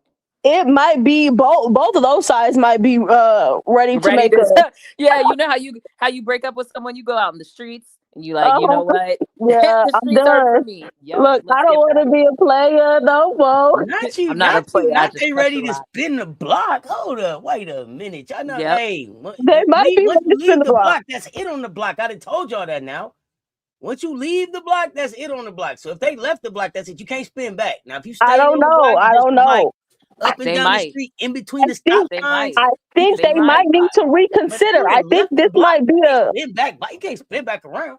Yeah, that late night text. Hey, big head. Yeah, exactly. Like somebody needs to send it because I think in this situation, both parties might be like, look, we might need to come back together. Because we tried. We tried dating other people. It just didn't work. I'm just saying, the streets ain't for me. Like it's just not for me. I gotta come home and I need to get my family back. Hey, big head. Hey, what did Cloud say on the broadcast? That's what they need to be doing to each other. Yeah, they need to. Look, I won't judge them because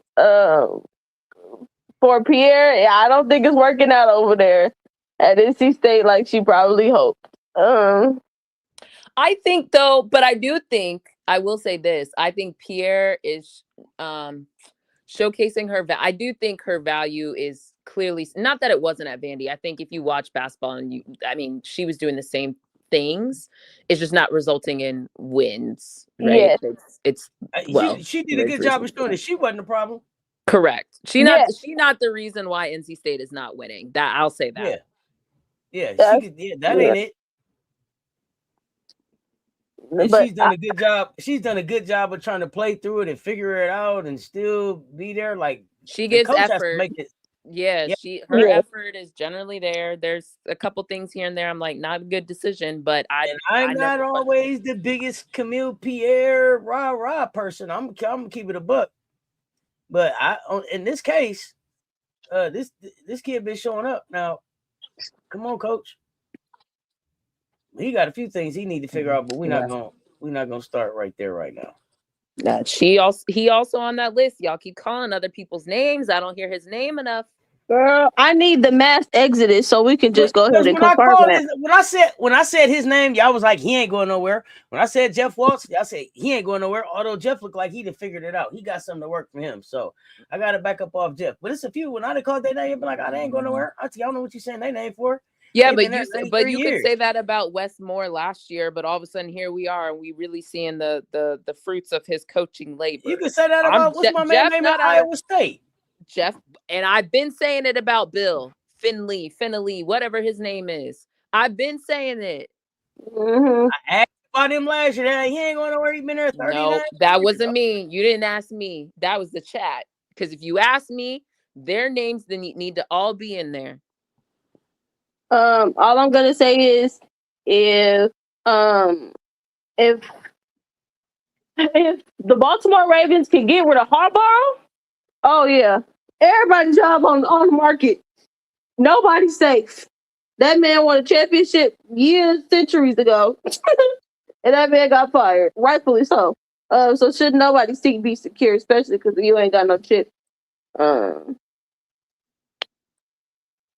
That's what I'm gonna say about them coaches, especially the one over there at between Iowa State and NC State. Whew. NC, both of them, you got saved by the talent that you were able to recruit.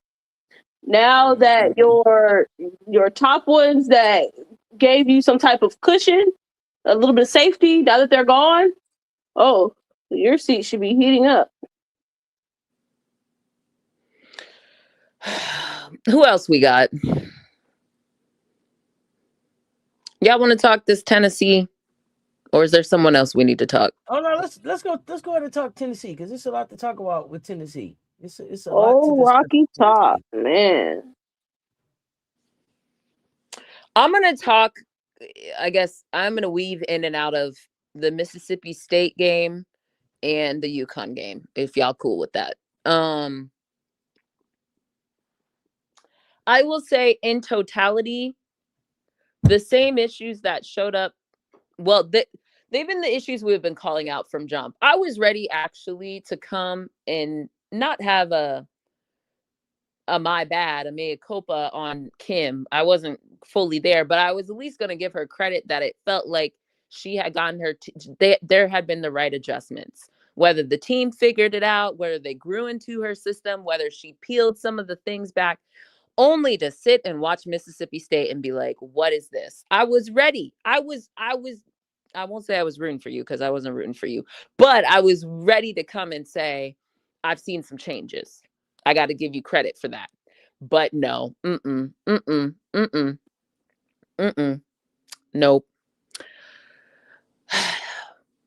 The IQ, walk their ass. Nope, you ain't getting none of that. Let's go. The IQ of this team, and quite frankly, the coaches, I continue to call out and have a question about, because whether, why are you telling us some of this information, Kim? I don't care how real you are as a person. Why are you coming to press conferences and telling us that your team didn't show up on time? They're distracted in practice. They're not listening. They're not this. They're not that. Take me out the group chat. I don't want to know this. You don't need to tell everybody everything that's going on in your program. Furthermore, it makes you look worse because you have the tools. Thank you. Yeah. You have the tools and the ability to discipline the girls when they're not listening to you. They're not listening to you. You stop practice, you make them run the line. I actually had a coach called a timeout during one of our games and made us run suicides during that timeout in front of everybody. Literally called a timeout, told us get on the line, and we ran that whole 30 seconds to a minute that we had a timeout. The other team was staring at us. Like, it is a thing you can do. It's fully available to you as a coach.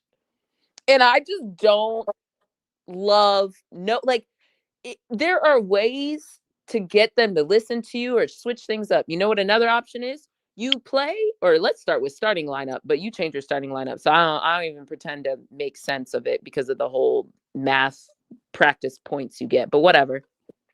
You can change your starting lineup.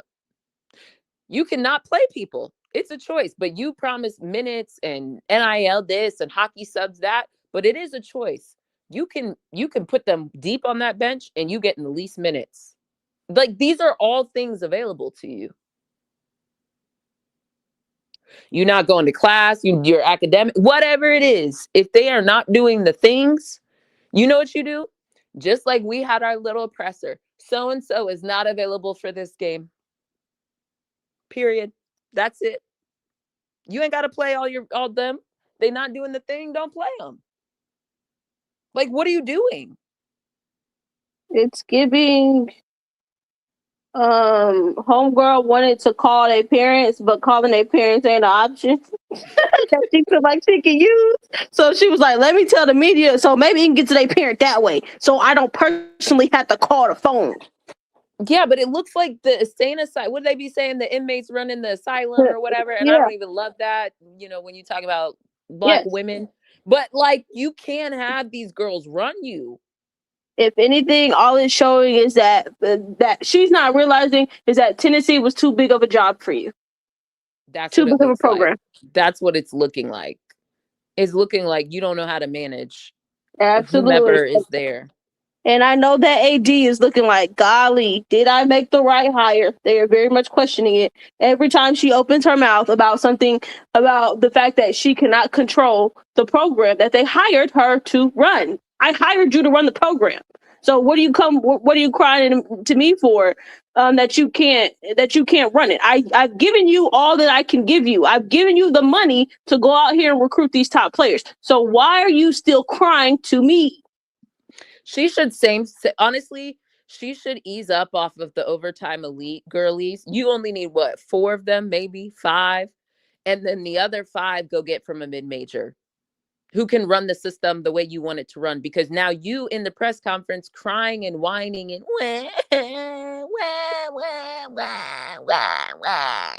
crying to me that they don't listen and they're not running what you want them to run. Okay, why is that our problem? Huh? And no one asked her why they didn't show up to shoot around or shoot or warm-ups. She told us that information. That's weird. And the crazy part is most of that stuff is kept in-house. Yeah. You just don't start them or they're going to get limited minutes, like these are all choices. And then what are your leaders doing? Who are the captains? Because people who have played under me before, people who know my system, those are the captains. Don't do that. You know who it is. But that's the thing, though. She wanted all those vets that were there. She wanted them out, and now they're gone. So you only have her 1 or 2 that's there from last season. Spearman, Cooper. There you go. Who else? Barker, who's supposed to be going to the W. No. Barker wasn't there last year. Barker didn't play under her last year. I thought we were just played under her last year. Just Spearman. I don't know if it's anybody else. Because remember, last season she was talking about how she was trying to get them vets up out of there, how she was trying to move her vets to the background. She sure was. You were crying about how you were ready to move those vets to the background and bring the kids that you recruited to the forefront. Now the kids that you recruited are at the forefront, and now you sitting here begging, pleading, and crying because you ain't got no vets to set the tone for your locker room. Now look at you. Just look at you. Look at you. Now look at you. I'm over it. I don't care if it's old school. I don't care if it's new school. I don't care if it's school. Fix it. You get paid millions of dollars. Fix it. Literally, that lady, let me give you the exact. That lady makes $1 million annually in base salary, which is crazy. And then, oh my God, she's extended from. Do y'all think that the Tennessee system is transferable to the WNBA? No.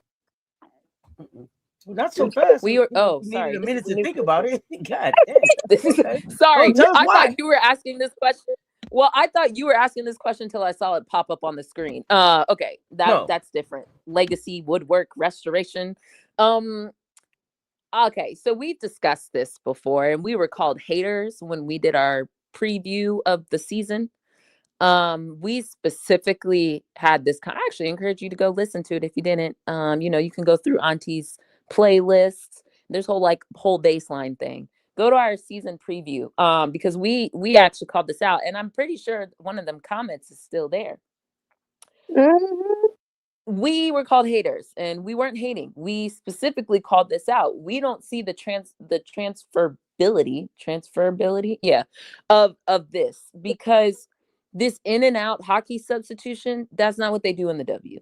The IQ, and you're not being able to defend, and you're constantly making turnover, you're not going to get that much leeway in the W.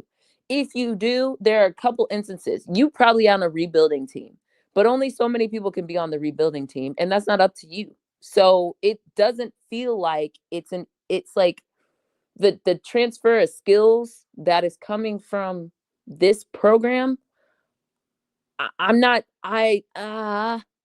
Because The the only people thing who that's are available, transferring is the athleticism. Cardio, sure.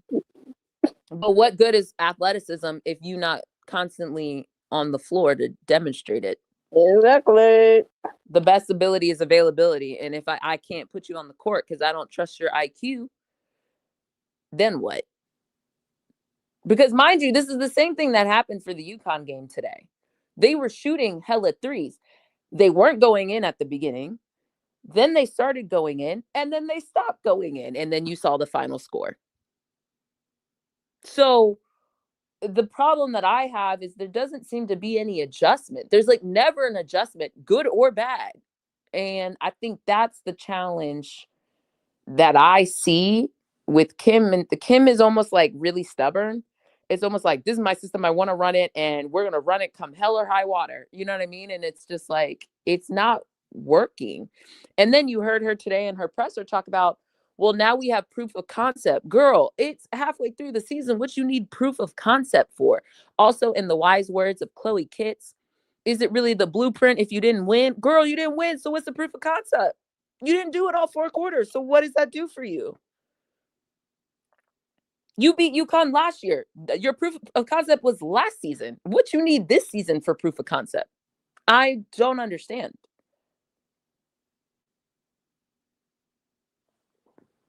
So, short answer, I don't see a lot of transferable skills to the W.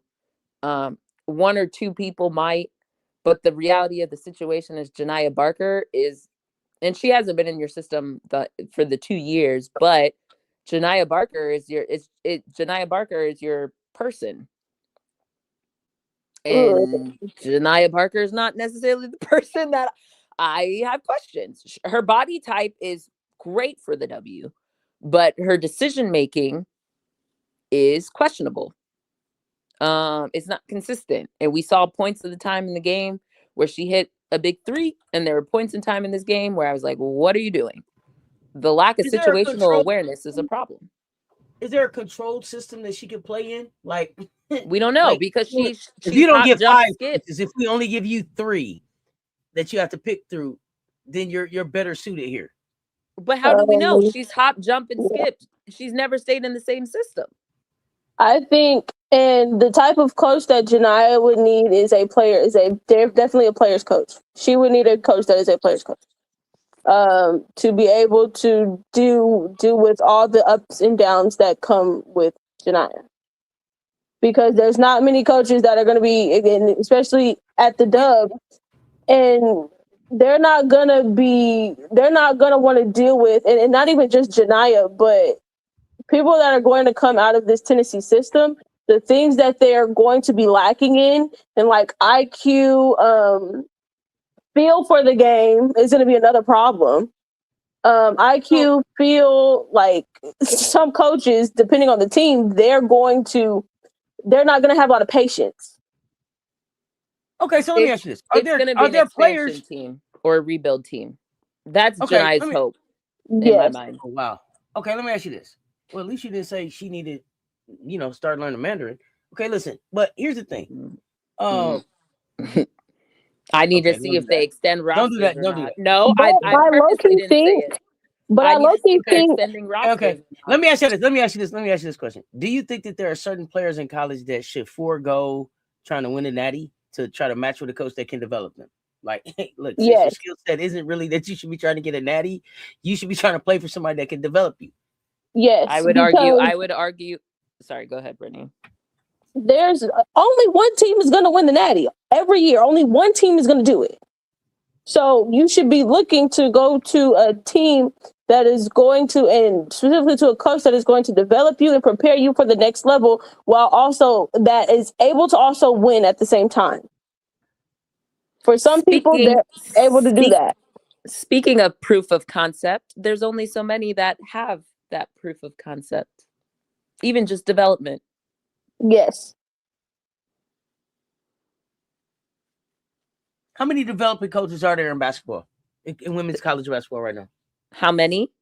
Yeah, you don't have to name them. I mean, if you would name them, that I'd be delighted. But if you just want to tell me how many, that's cool too. At most 5. Okay, sure. And really five with a proven track record. Correct. And of the 5, I think only 2 you can compete for a championship and be developed simultaneously. And furthermore, let's actually go even further than that. The 5 are like anyone, anytime. That doesn't mean they're able to develop multiple people simultaneously. Okay. You feel me? Okay.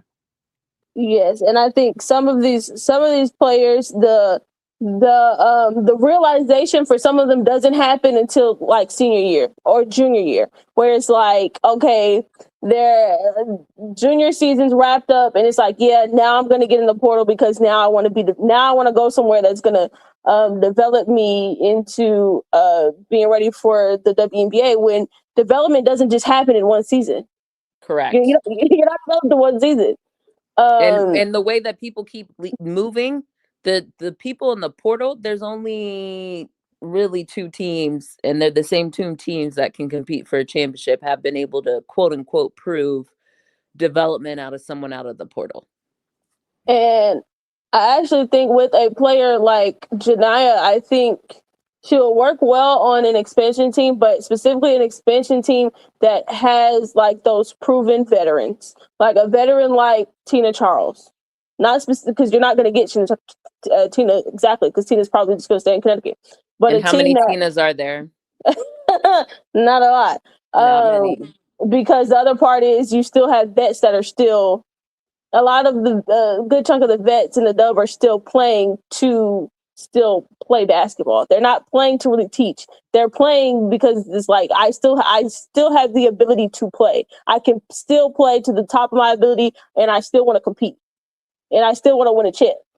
So it's hard to find those vets who are like, all right, they've done all these things in their career, and they're ready, and they're okay with just being someone that teaches the. I would put Alicia Clark in that category with Tina. Alicia Clark. I might put Steph Dolson in that conversation as well. Yeah, I think she's now shifted into that role. Well, yes. We'll see what decision she makes this offseason. But yes, those are the 3 that come to mind at the big position. So for forward/center, but there's not that many. Yeah, that's the hard part, because many of the vets that are still in the dub, they're still competing to win chips, and to add things to their resume.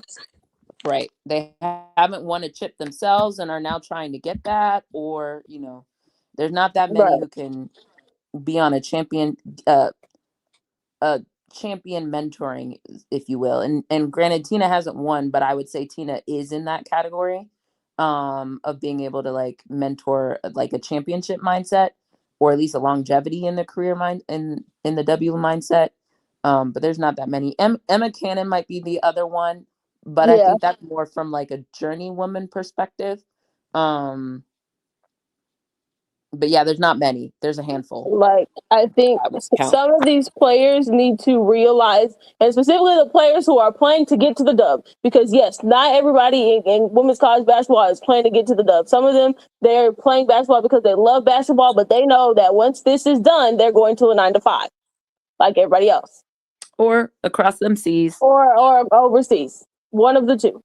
But those who are on the I have the skill set for the dub, and I'm looking for the coach. The right coach is what they should be looking to go. Start looking for your coach. Excuse me. Let me jump in here real quick because I see this comment. Come on, guys. I'm 79 years old, and I can see that Ms. Barker is more concerned with impressing WNBA scouts than defeating Tennessee opponents. She's doing what she wants to do out there, and that's our exact point. If she's doing what she wants to do, but here's the thing though. If she's doing what she wants to do out there, then she's not doing a fucking thing that needs to be done to impress a WNBA scout. That's right? What we're saying. Because what a WNBA scout is there to see is how you participate in defeating your fucking opponents. So if that's not what she's interested in, then it doesn't sound like she's interested in going to the WNBA. Well, that's exactly our point. Most of them out there are just doing whatever they want to do. Being out there just doing whatever you want to do is not going to get you in the dub, because half the shit that they're out there doing ain't even what scouts is looking for. I'm sorry. Go ahead. No. I will disagree a little bit. I mean, that's how it should be. But I think what we have seen is that some of these scouts, and depending on the organization, the ones that are not championship organizations, and I mean that top to bottom, left to right, flip it, reverse it, they might bite at certain types that don't really contribute to winning consistently because, oh, wow, they can dunk the ball, or they can jump high, or they look like a W. And so I do think those are few and far between, and you're more likely to get that with a rebuilding contending organization who is going to take the investment approach in her. So it doesn't lead to winning though. Like Jania's not getting picked up. I can see that I could see that at a certain point, but where women's basketball is at right now, it ain't nobody. There's no organization out here that got no time to be playing around. That's why I'm looking at the Sky Go Sky like, what's I was like, this too much money out here for y'all to be playing around. Y'all gonna mess around and miss the boat. You gonna mess around. You gonna mess around and miss out on the money, homie. Yeah, there's a couple of them out there playing around. Sparks, I'm talking to you too. You out there playing? I was gonna say they're not the only one. I'm so sorry, but they're not the only one. But I think Jania, I'm interested to see whenever the season starts, whenever the draft happens, where Jania is picked, because I think if I had to take a true educated guess, I think there are certain teams that have completely X'd her out. Like, I'm not taking her unless she's available in round 6, and there are not 6 rounds. You know what I mean? Like, yeah, I do think there are teams like that. Yeah, Sydney, that's what I'm saying. Losers impress losers, and winners do winner shit. Yes, that's losers impress losers. But it's true. Look at what's transpired. Some of this stuff is like they're making decisions because this person's popular or whatever, but it doesn't fit what they need or doesn't fit their timeline. So, like, I'm not gonna say, no one is ever gonna pick Jania. Like, someone will. The question is, I'm not saying that. I'm not saying that. No. I'm just clarifying. But I am saying there are some of the winning organizations who will not take her unless she's like literally available in the 3rd round, or they'll sign her on a training camp contract. I don't think she's going to drop. So let me ask you this, but that's what I'm talking about. Could Jania Barker get to the WNBA and catch the NaLyssa Smith train? What does that mean? What does that mean? What do you mean get to the right organization and win a chip and contribute? We also have to remember a couple things. NaLyssa was like a Wade Trophy winner coming out of Baylor and a champion. Yeah, that's what I'm saying. Yeah, I know. No, I'm adding context. Number 1 overall pick or number 2? She was number 2. So all that transpired, and then she was able to catch the win. I think Jania is not even in the NaLyssa Smith originally. Does she have NaLyssa Smith level talent? You don't think so at all? I think some people may look at her talent and say that, but at the end of the day, yeah, she hasn't won. And I'm she hasn't asking that because consistently been in somebody the org. called her a poor woman's I Nalissa saw Smith. that. So I that's why I'm saw that. I asking. disagreed with it. What? That's crazy. No, This I think is where the question is stemming from. Go ahead. And this is where you have to give Nalissa, not you, Auntie, but the broader public has to give Nalissa a little bit more credit because Nalissa was a champion at Baylor. Nalissa stayed Absolutely. at Baylor when her old coach who recruited there decided to hump, drop, skit over down to Baton Rouge. There's something to that. True. No, but you know what I mean? There's Yep. actually something to that type of mindset and behavior. Again, you've articulated the reasons why Janiyah has left her organizations, but she still has left multiple organizations and has not won at one of them and doesn't have an individualized trophy to show for it. That to me is a different situation than Nalissa. And that's what brought my question about are there players who hey, you chasing the chip and you should be chasing the development. I don't even think she's chasing a chip. Maybe you didn't really like it. I think she, but I think she I think that she sells it to herself as chasing the chip. Like, I'm gonna go for a chance to win. And she's not saying to herself, I'm finna just go do what the fuck I want. Like, I don't think that's what she said to herself when she's getting in the portal. Yeah, but then why are you finding yourself at UCLA move? Even though, go ahead, what'd you say? Say it again, Brittany. I would see that with the UCLA move. I'm going to UCLA to win a championship. That one. The move to Tennessee gives a move of I want to be able to play my way, a style that I feel like is best for me, and I can, and it's a vibe. It's I'll say this. I think, and it could very well be that, but I think the way that the handshake line went meant that shows that it was something a little bit more personal between those two that maybe caused her to leave.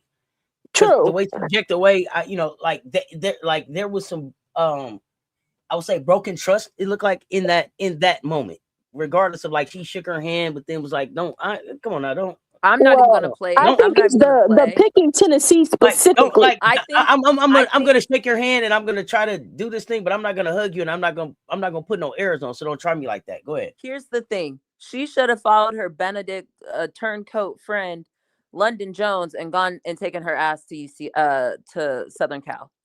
Dead ass. Right. No. I'm serious. Right. I'm very. What do you mean? Yeah, right. Coach G can't deal with her. Coach G can't deal with what the fuck she got now. Could you imagine? Can I say where I think she probably should have looked?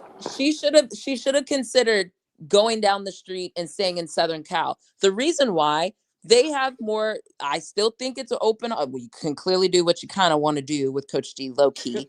They don't really have big presence. That was part of the issue. I think Janiyah felt, and also I think Janiyah felt, but also like there's a little like Corey couldn't really use Janiyah like how they should have been using her. I think had she just taken her ass down the street, she would have had the Southern Cal. She would have been. I think it actually would have worked out better for her. I'm not joking. And then she also had the chemistry with London Jones already, and that I think would have been a better situation for her than Tennessee. Y'all know where I wouldn't have minded her looking at?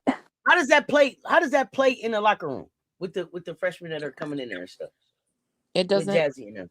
Well, London came, so why? Yeah, it shouldn't be an issue. London come. Okay, let's not act like Janiyah Barker has a bit. I just told y'all. Didn't I just tell y'all that woman been scared of her since she put her hands on her the first time we seen her? Janiyah Barker has a big personality. Okay, y'all just told me Juju right there too. Like I'm not understanding. I guess Juju's not Janiyah. Juju's not Janiyah.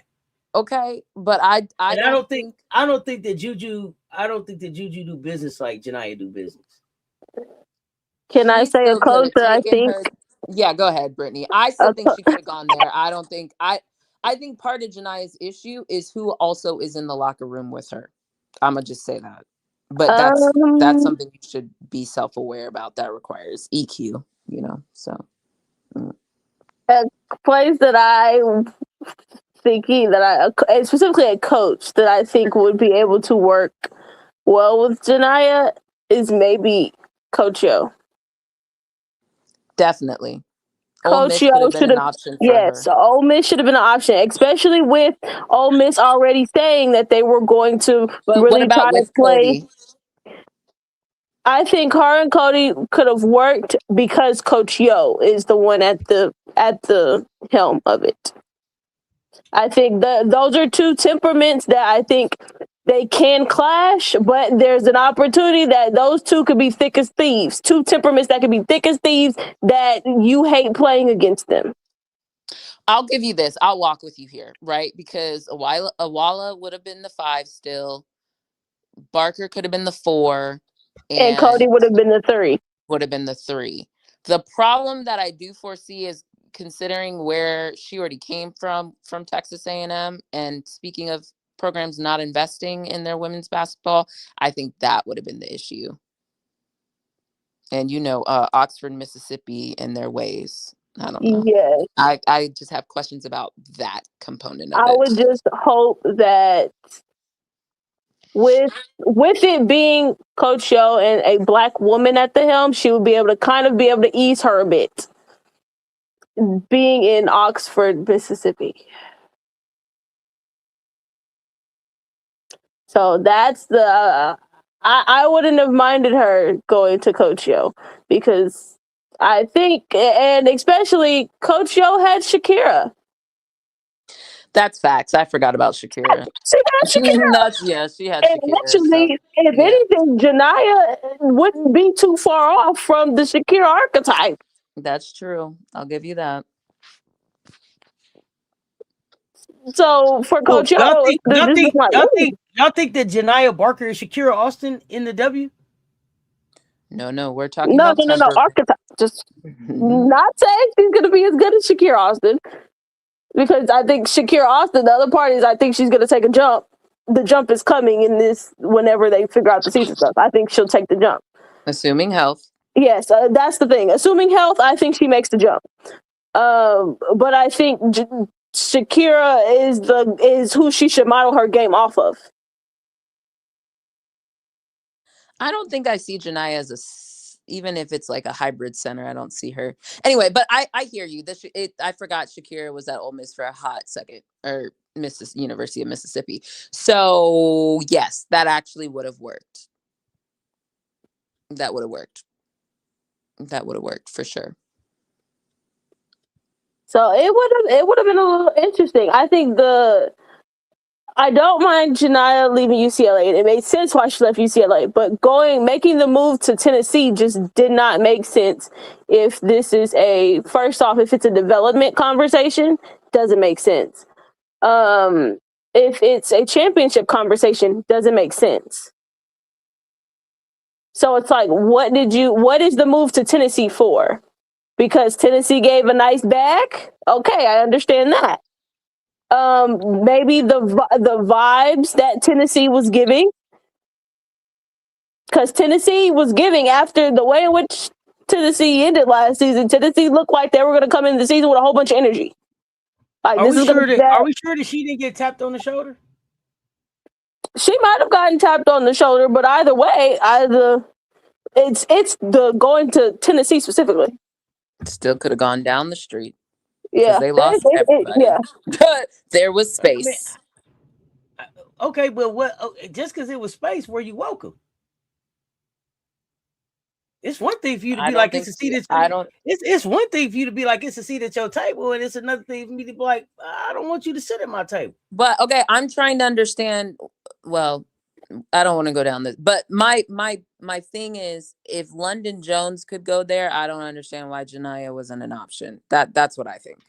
And especially because when recruiting was all said and done with the portal, we said they needed a big, and they didn't get it.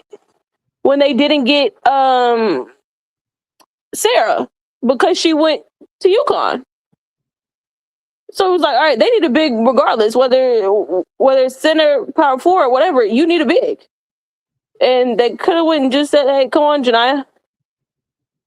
Come on with London. We'll take you.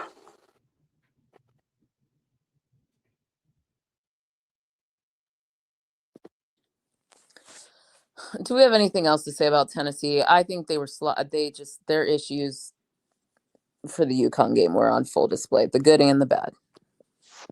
More of the same. Janiyah won a Hall of Fame coach.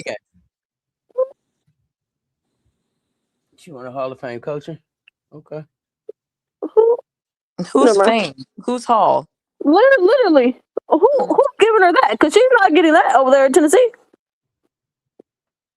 Y'all know FM is messing with y'all. I know. I just said who's Hall? Who's Hall? Don't fool. Don't.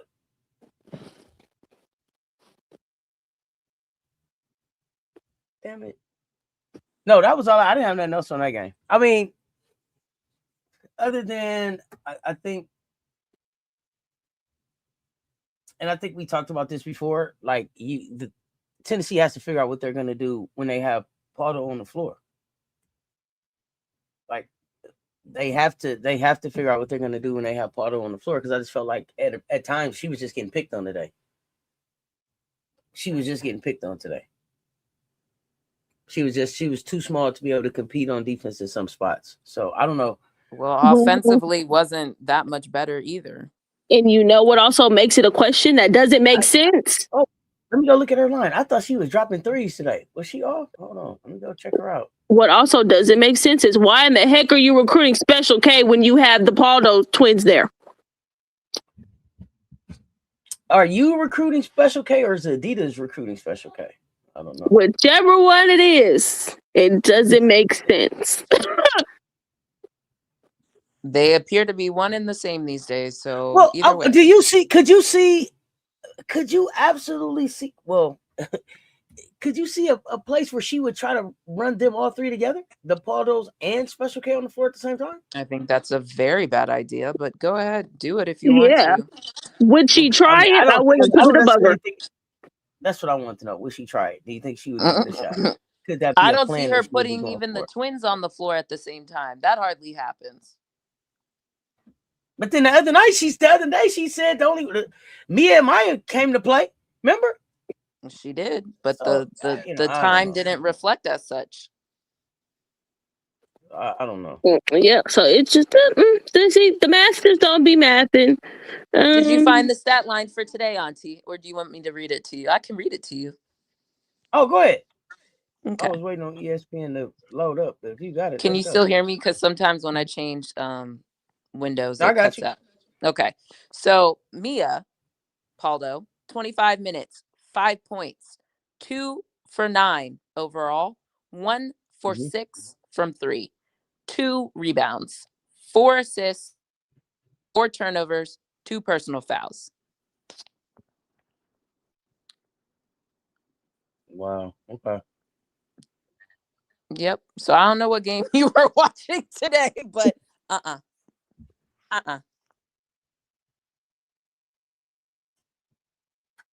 It's just Tennessee is very interesting, especially because Marina. Oh, I'm sorry. Go ahead. Marina crashing out. Oh, I forgot to turn that on. Mm-hmm. She just got a text. I don't know what she said, but yeah, they teed her ass up. Wait, Illinois beat Washington? Yeah. Wow. As that gave me my new Sessanese word. It was a lot of basketball going on today. It was just a lot of basketball going on today, bro. Yeah, Washington. Come on down. Come on down. Cause who did they lose to? Were they even ranked? They lost to an unranked team today, right? Wait, sorry. Who did you say again? Washington. Washington technically was still 25. Remember, they also beat Maryland. No, I said they lost to an unranked team, though, right? Oh, Illinois got out of the top 25, yes. But they're like on the cusp. Not ranked. Yeah. Basketball. Bring them on down. Sheesh. They might stay at 25, though, because they beat Maryland. I don't know. Who knows what these voters are doing. Yeah, you're right. You're right. Maybe they was just tired from beating the team the other day. I don't know. See, wait, they were at home? Oh no! Right. Didn't we say Washington is very interesting? They did have to go from Maryland to Washington. I be telling y'all that Big Ten travel is no joke. Literally, it's dumb. It's so because y'all want to play some football. It's stupid. Which is crazy because it was like, why? You're doing all this for football when they have a whole week off. They only play once a week. And how come you couldn't do what Notre Dame did and kept all the other sports in the ACC and just went independent for football? But Speaking of makes me Washington, wonder. y'all talk double overtime game with Maryland? I thought we did. Yeah, I said Alucci's good. When we were talking about Maryland earlier, Yeah. we didn't go deep in it. Yeah, I thought we did. We did. We Washington didn't go deep in very it, but add your 2 cents if you want to say anything. I was gonna move on to the DPOY Watchlist. Oh yeah. Oh God. Some things that you guys want to talk about with that? I did. Let me short it. I don't know who's on this. This list doesn't make sense. This list doesn't make sense. Girl, the list never makes sense. Do people realize the D stands for defense? No. And defense. No, they think it's the most desirable player of the year. That's they must. The D stands for something else. It can't be defense, because y'all literally just took a spreadsheet and sorted on who has the most defensive rebounds. It feels like who has the most blocks and who has the most steals, and that's who made the top 5 made the list no matter what. Like what? But again, we've already determined y'all don't be watching. And if you don't watch basketball, I don't know how you could come up with a list of defensive players, except for you can. There's a statistic. There's advanced statistics that at the very least you could use those. Like, I don't even really think they use any advanced stats. They're not even using advanced stats. They're not even using advanced stats. They're using some made up thing, and I don't know. Maybe charges drawn. I don't even know. Oh gosh, I hate the charge stat. I hate the charge stat. And then certain people want to cry about who isn't and who isn't on this list, but in actuality, some of the people that were left off are not really the best defenders, or they haven't showcased it this year. Their PR machine says they're good defenders, but they haven't showcased it this year. So you know how there's like the win share stat? Yes, there's one. Yeah, defense. I was like, I wonder if they even use the defensive win share stat, because I think that would give you a little bit, I don't know, a little bit of help. At first they was acting like they was using rebounds and steals and blocks. Now it's none of that. I don't know. It's none of that. No, they are using some of it, because that's how shares. Go ahead. That's how some of these people like are on this list, because there are people here who get a lot of steals, but are part of the reason why they're put on the bench is because they're not defending. Can we pull up the list? Because I remember some of it, and I remember some names that just had me like, the math ain't mathing, y'all. What are y'all doing? When someone said coach reiterates part of the reason why they need to learn how to play defense, and then their name is on this defensive list.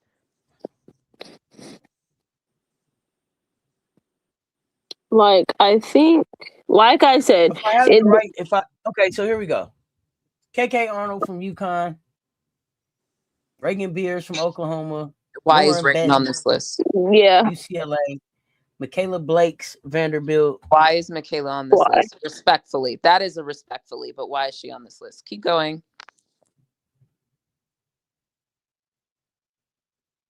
I'm trying to share it. Let's see.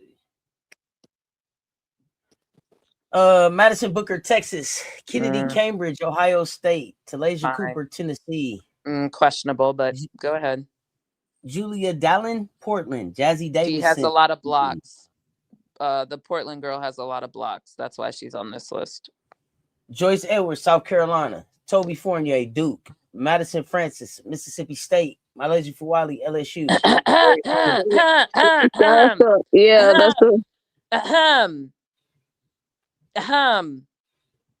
If someone's coach says they need to learn how to play defense, why in God's great green earth of the year of 2026 of our Lord are you on the defensive player of the year Watchlist. I do not give a damn how many steals you have.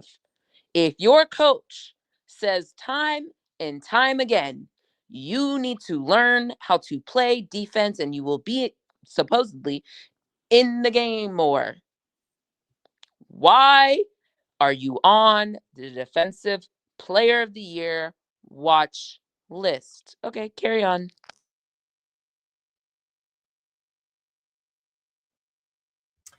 All right. I mean, I get what you're saying. Rory Harmon, Texas. Jordan Harrison, West Virginia. Hannah Hidalgo, Notre Dame. Uche Izoje, Syracuse. Raven Johnson, South Carolina. Rashonda Jones, Michigan State. Latasha Lattimore, Ole Miss. India Navarre, North Carolina. Camille Pierre, North Carolina State.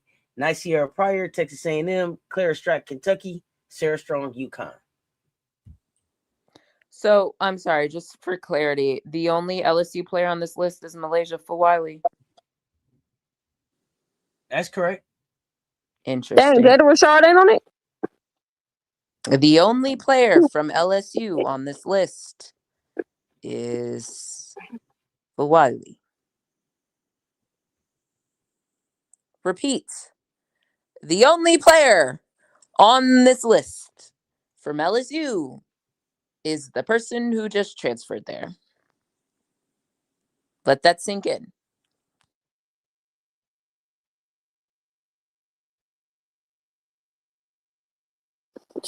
Oh, but you know what else though? You know what else? You got to finish that though. And she's on this list with the defense that she learned at South Carolina because she hasn't had time to learn the defense that they're going to teach her at LSU. But I don't want to get specific or anything. But basically, that's what we just found out, right? But okay. I was told this said individual does not know how to play defense, and same said individual was not in games because they weren't in at the end of games, supposedly with the ball in their hand or whatever else got added to that statement over time. So, I find it interesting because I was told there's someone who's really good at defense on their team, but they're not on the watch list. So, fascinating. Makes sense. Anyway, the person who should win is Raven Johnson. The problem that I have is this award is very skewed and biased towards bigs. And I went and took a look at the past winners, and they are bigs. And I just think that Raven has enough to really demonstrate. For example, 2017, Tierra McCowan won. She's a center. Christine, I always forget how to pronounce her last name. Anigwe, power forward center.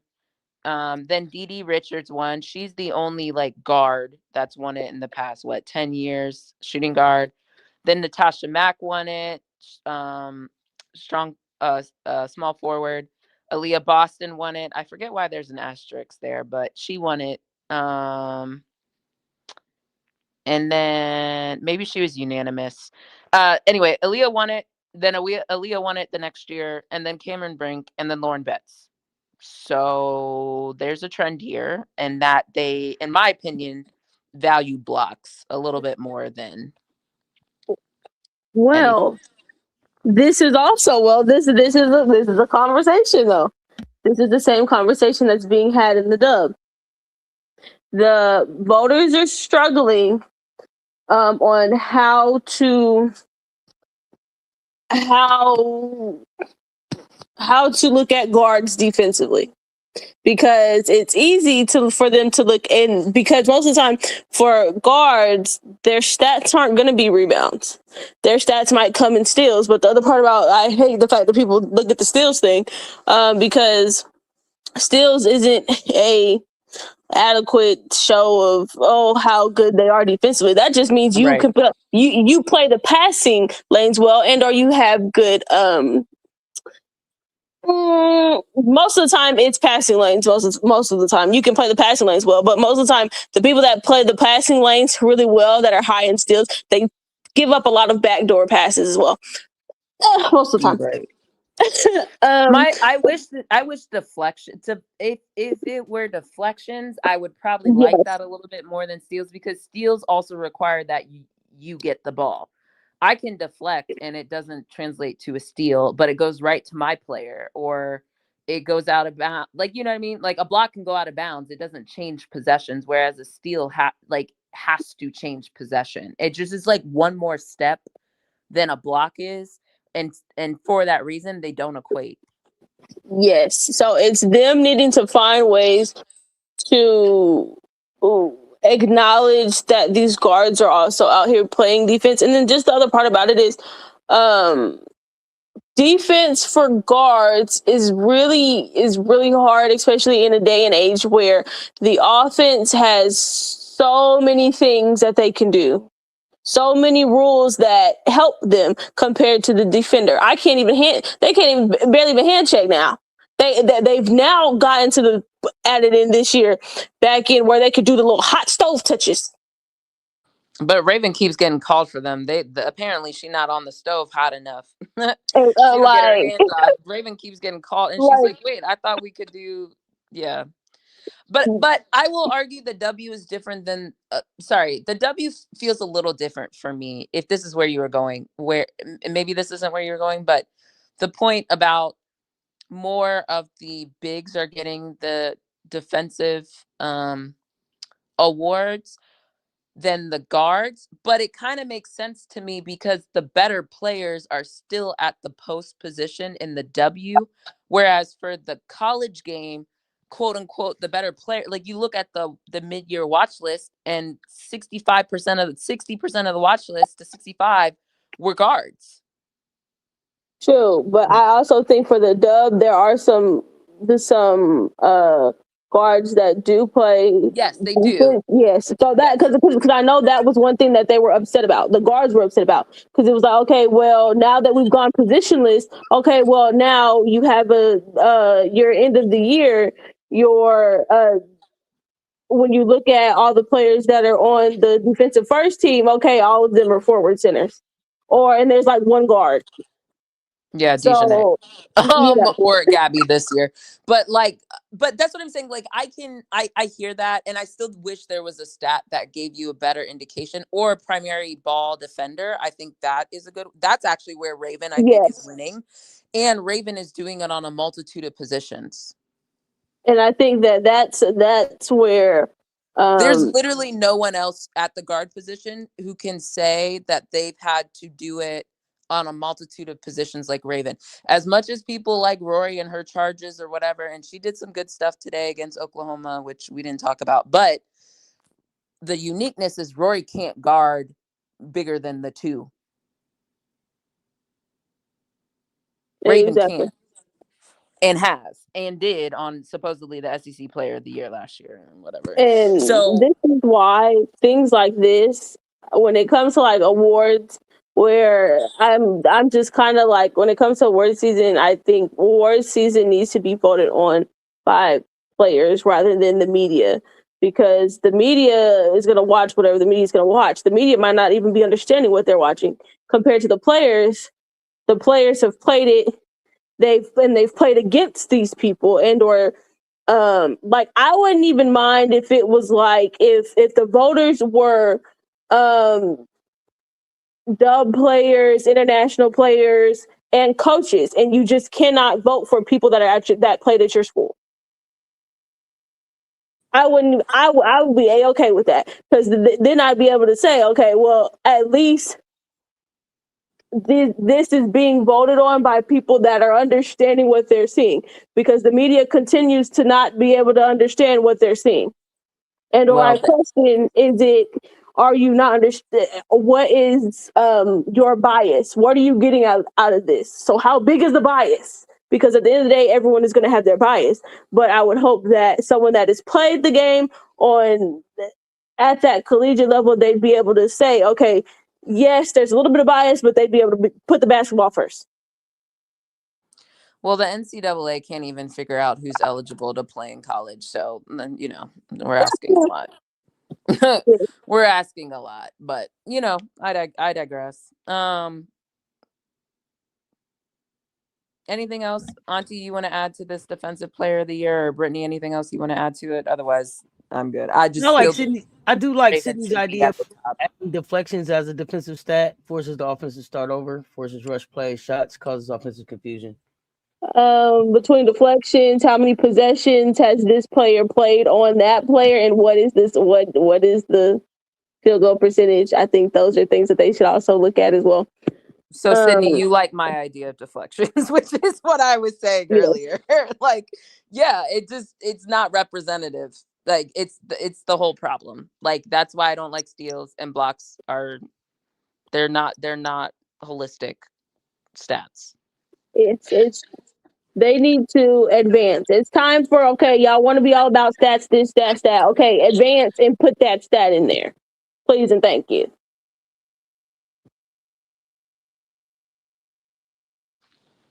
They count it, by the way. They just don't give it to you. Teams individually count. What is the point of counting if you're not gonna tell nobody? But that's about my it? point. This is why I keep telling you guys I don't believe in, like, this is why every time you guys kind of laugh at me, but I'm like, I don't care about stocks. I do not. Like, it is not fully representative. Yes, it is a stat, but it is not the stat, because inherently what's missing in the box on the box score and sheet are some of the quote unquote hidden stats, because they don't show it to us. But we know from Team USA, because Stewie and Asia were always arguing about who had the most deflections. And Cheryl Reeve would always have to say, oh, on this team it was Asian, on this team it was Stewie. We saw it in the Olympics. Like, it is counted. Teams count it, but it's not on the box score. You talk to them about it. I don't know, but that's more representative of defense. That's exactly what I was saying earlier. That's why I don't believe in stocks. Stocks don't, it's whatever, because it's a flawed counting statistic.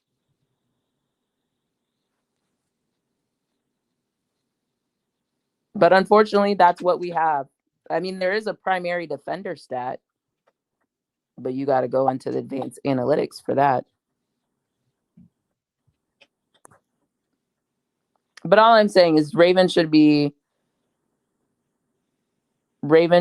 higher on people's list. But when I hear about who's going to win it, it's Sarah Strong, is what I've consistently heard. And I'm not saying Sarah's not good. I'm just saying I wish there was a way that we could easily compare quality of opponent and what's going on in the game. Because let me ask this though. Raven is outpacing people in her position defensively. With Sarah though, and y'all tell me I haven't watched enough Sarah probably. Are you calling on Sarah to want to, like, hey, one-on-one, go shut them down? On ball, go stop them? Is she that type of defender? I'm not. I think she can hold her own. The other challenge that I have is, like, today, I think there were a lot of fouls that should have been called on both AZ and Sarah, and they weren't called. And then the other part is looking at the makeup of their team. It's like, okay, you're the only positions that they're asking her to defend are what? 3, 4, 5? 4, 5? Not true fives. I think it's 3. Yeah, not true fives, but at least 3 and 4. Yeah, I mean, that's part of the reason why they have Sarah, right? Sarah is supposed to be the 5. Yeah. So, and the other part about that is, like, okay, they're not asking her to defend guards. That's what the other person on their team that's on this list is for.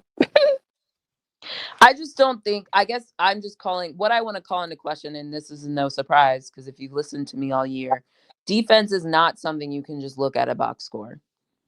As the box score is currently constructed, and it requires you to watch the games, which is my whole issue with these voting and this and in general. If you don't watch the game, you sure as hell can't give me any defensive analysis. Like, there's just no way. There's no box score that's going to give you it. And while Hannah also has a lot of steals, I also have an issue with how she plays defense. So It's gonna be a perpetual issue because of how things are done. So I just wanted to call that into, question. And I want to say Raven should be getting more pub, but here we are. Raven always should be getting more pub when it comes to us, but people will say we're being biased, but the numbers say different. It's not even just the numbers, just watching the game. It's It's like if you watch the game, you would see it. Like people got to see how many plays Raven blows up. Correct. Raven be blowing up plays. Like multiple coaches have been on the podium and said that this season alone. Vic told you it when he was crying in his halftime, and his post game. Who was the woman? Was it Gottlieb?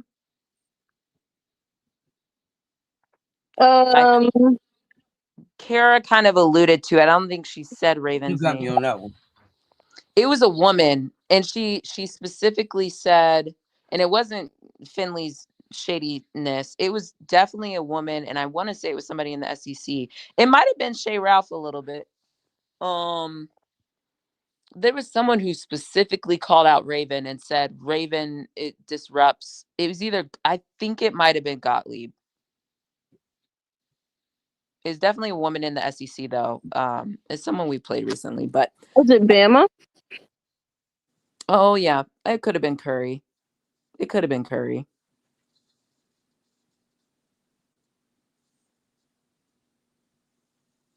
You did Vandy Ole Miss, right? Yes, we did. So are we at the Gamecocks now, or you got somebody else?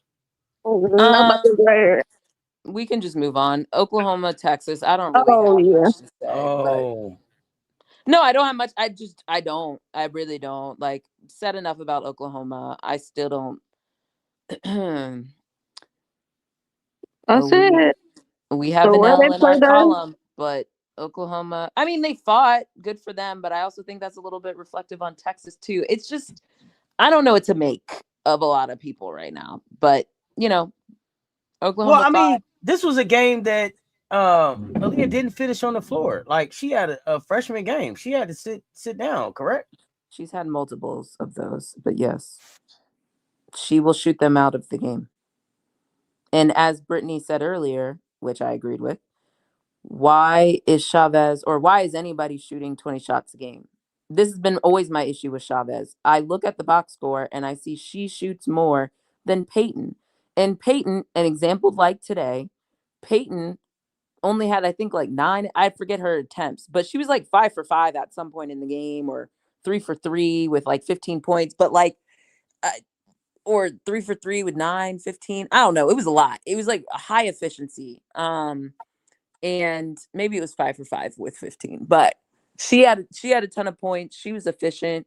She was doing pretty well. But yet, Chavez has like 2 or 3 times as many attempts as she does.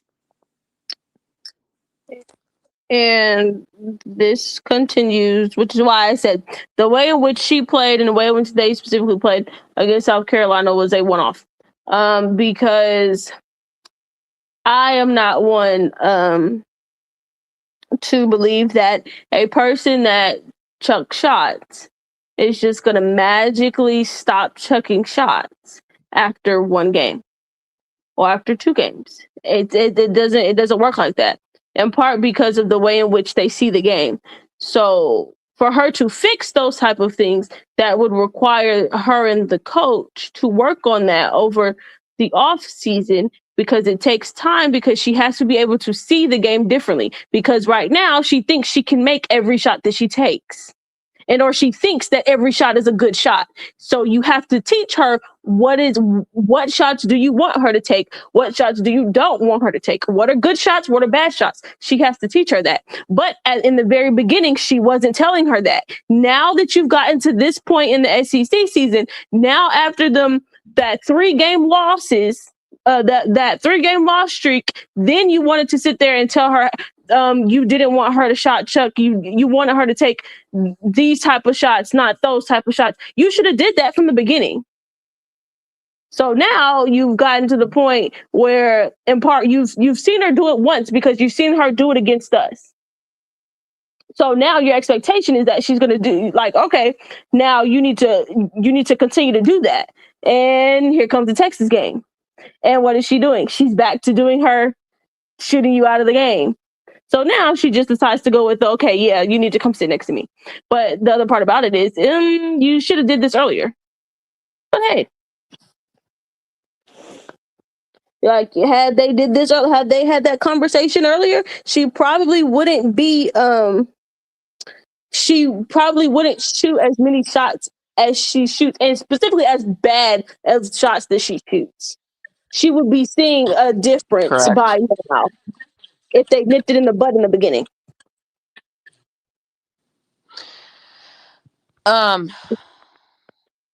So I think part of the reason why there's lots of reasons why they lost, but another contributing factor to why the reason why they lost, Sierra Williams went 2 for 5 and only had 5 points and 2 rebounds. I think Texas did a good job of making sure she didn't impact the game. And 5 turnovers. And 5 turnovers, thank you, and 4 personal fouls. And I think, and then Zan was fine. I think 15 points is fine. But she didn't really like go off goal. It just, and 5 turnovers there. Yeah. And then somehow for most of the game, you didn't have Beers with a single foul, which how? Just look at her. She'd be fouling, but y'all didn't call it. But she only had 10 points. That's why she didn't have a good game. She was like, how do I do this if I don't have She was like, I don't know what the hell is going on right now. Right. So it was interesting. I think, like I said, Carlton and Cunningham didn't have that great of a game, but rebounding, she was fine, but I thought she was much to be desired. But I think Carlton and Cunningham and then Oldacre bothered their inside game between Beers and Williams, so they didn't really get off. Somebody threw Oldacre down like a little rag doll. That was Beers. That was Beers. Crazy. No foul though. No foul. No, they called a foul on that one. She did. There were others. Okay. There were others. She ended up. I don't know why I thought she finished with no fouls. That's why I was like, they didn't call one. They did tell us, and then all of a sudden she got 2 more fouls right after that. I said, Yeah, I think until they, like I said, Oklahoma's question always is, will they remember they have Beers? That's always the thing. Or can you stop Beers, or can you get her in foul trouble or whatever? I think Texas did a decent job of trying to stop transition shots. They limited second points. So I think that's the recipe for Oklahoma. And then Texas not allowing them to rack up a bunch of transition points. So look, Jesus. That's the thing. If you can stop Oklahoma from getting out of transition, you save yourself a lot of time giving them a bunch of because you're taking away those easy points that they need to get because of because of how bad their shot selection is at times. So they need those transition points. You take those away, now you're giving yourself a very good opportunity to beat them. Win the boards, slow them down in transition. That's a recipe. Take away the 3-point line. That's a recipe for a win. There you go.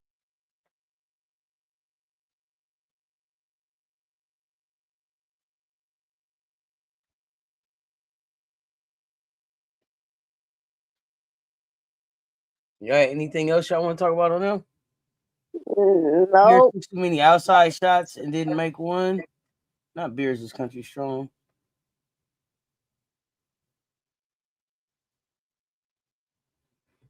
Oh, and then the other part is like on Beers, like, do your work early. Back. Yeah, how back are y'all now? How back? How are you feeling about being back? I don't think they feel like they're back. Back to what? Especially losing to Texas. I don't think they feel like they're back no more. They were so back. It was all good just a week ago. It's okay. They so back to the L column. So back.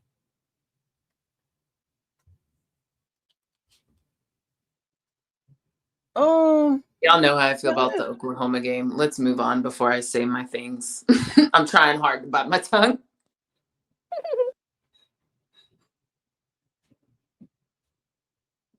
Oh yeah, no, we can move on. We can go to South Carolina Auburn. Standing ovation for Maddie, player of the game. Thank you. Absolutely. That was a signature Maddie Mouse game that we've all been waiting to see. Her signature game. There it was on full display.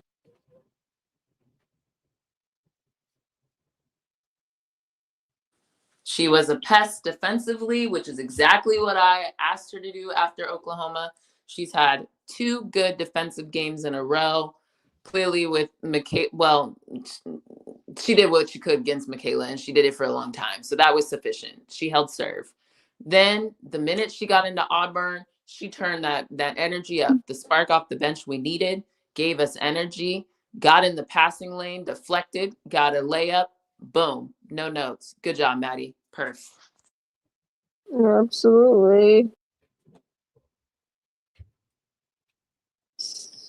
9 points, 2 rebounds, 6 assists, 4 steals, and only 2 turnovers. Love to see it. Love to see it. Highly efficient. Took good shots. I didn't feel like there were too many. There may have been one time where I felt like the ball was moving around the horn. I was like, shoot it, Maddie. She didn't shoot it, but we ended up getting something better, which I was like, fine. But other than that, took the shots in rhythm. Good stuff. Mm-hmm. Another player that had a silently really good game was Miriam. Yes. I think after like these last couple shows, people been asking, "What about Miriam? Why didn't Miriam get time?" As they said on the broadcast, Dawn just told her like, "Hey, this that's just how it's shaped up to be. It's not something that it's not something that you're not doing. It's just how the game ended up going." But in this game, she got the opportunity, and Miriam, that was probably the most aggressive that I've seen Miriam be. And specifically her being aggressive to get to the free throw line. Homegirl got to the free throw line 8 times, made all 8 free throws, 5 rebounds, 1 block. Like, yes, it was a really great game for Miriam. And then I also liked her defensively when she was switched out on guards. There might have been like one play that she specifically got beat, but like for the most part she didn't jump at him. She stayed down and then just moved her feet. She moves her feet really well, and then not biting on any up fakes or anything. So yeah, great game for Miriam.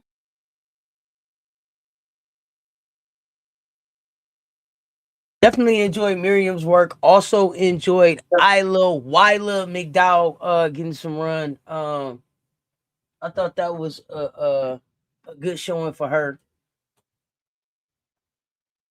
Who else? I think this was a really good showing for the bench.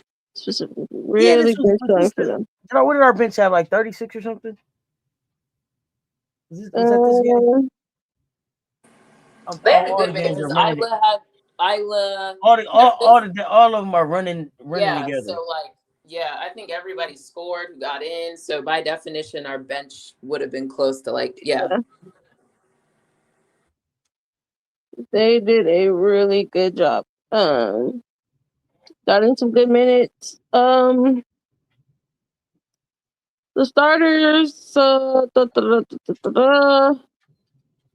Joyce had her normal night. I would love to see more rebounds, though, my good sister. Why do I see a 5 on here? But you also only played 24 minutes. But I don't love to see the 4 turnovers. No, don't excuse it. Don't excuse it. You're right. The 5 in 24 minutes. No, ma'am. What do we say? If you're gonna play small, 5, she cannot tie Raven in rebound. Sorry, can't happen. Especially with them going with a smaller unit. Joyce needs to have no less than 8, 9 really. rebounds. So yeah, 5. No, thank you. Don't like to see it. And I don't like to see the 4 turnovers. And then especially the 4 turnovers with 1 assist. Tessa had a pretty good game. Yeah, Tessa was fire. Yeah, I was at Raven, one point it felt like she couldn't miss. Raven, I thought struggled from a typical Raven game. Like I felt like her turn, it was inexplicable. Like it just was off. I thought Maddie was our best point guard. Yes, for the game, right? With Raven, I think some of her turnovers like Raven. You're seeing it. I don't know if it's necessarily like seeing it late or what she saw, but I saw what she was seeing, but it was like Raven. Hey, the defender's right there, sister. They're coming. They're flying. That's not the pass, especially because some of them were just like and just in the open court, fast break, and I was like, bro, no. And the thing is, I shout out to Maddie. That's why you there. You there absolutely as the stopgap, right? And so to be able to come in and do that, but I do think I'm willing to one off game from Raven out, for how much she saved us and carried us this year. Absolutely, I'll take it. I'm gonna shut up. I'll eat it. She's allowed one. But yeah.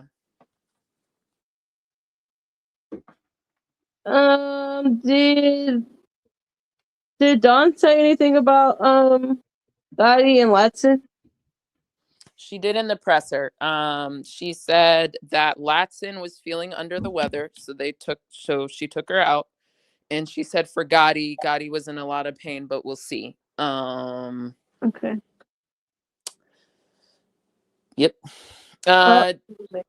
Gotti did. So I think at half, Gotti did warm up. Nonetheless, Gotti was on the bench in like warm-ups. And then, I mean, seeing how Gotti fell, it looked like she was holding her tailbone, hip, something in there. So we'll see kind of what that looks like. I don't think Dawn has had any, conference or they've canceled. Even classes are still canceled tomorrow for South Carolina. So, they're both out tomorrow. They announced that, keeping it 1-8. Okay, well, that just means I hadn't seen that news. So if that's out, then that's out. It's out. The initial report is out. Latson and Gotti out. Okay. Okay. Well, that gives everyone else an opportunity to step up. There you go. TMZ just put it in the in the room months ago. Okay. Like I'm fine with that anyway, because again, not that. Look, speaking of, it's the SEC, but I think to me this is another. It's unfortunate, but this is not the game to force people playing, right? So take the rest that people need. I think it's also a great opportunity for those who have been playing well. Isla, get more minutes. Alicia, let's try to get her in a flow. Oh, that's the one thing I will say about the game. I still feel like we're missing Alicia, and I don't know. I'm willing to give a little grace, right? Because it's a function of trust on both sides, right? Alicia needs to do a better job of holding on to the ball at times. I think she's still rushing. Even her turnarounds can be rushed a little bit. But there's also good things she's doing out there. I think she does the high-low the best, just period. Yeah. I think she sees things. She does a good job of moving around our existing players. If there's a way for Alicia and Joyce to play a little bit more together, or if it's Alicia and Medina, I'd like to give kind of a little bit more time to that.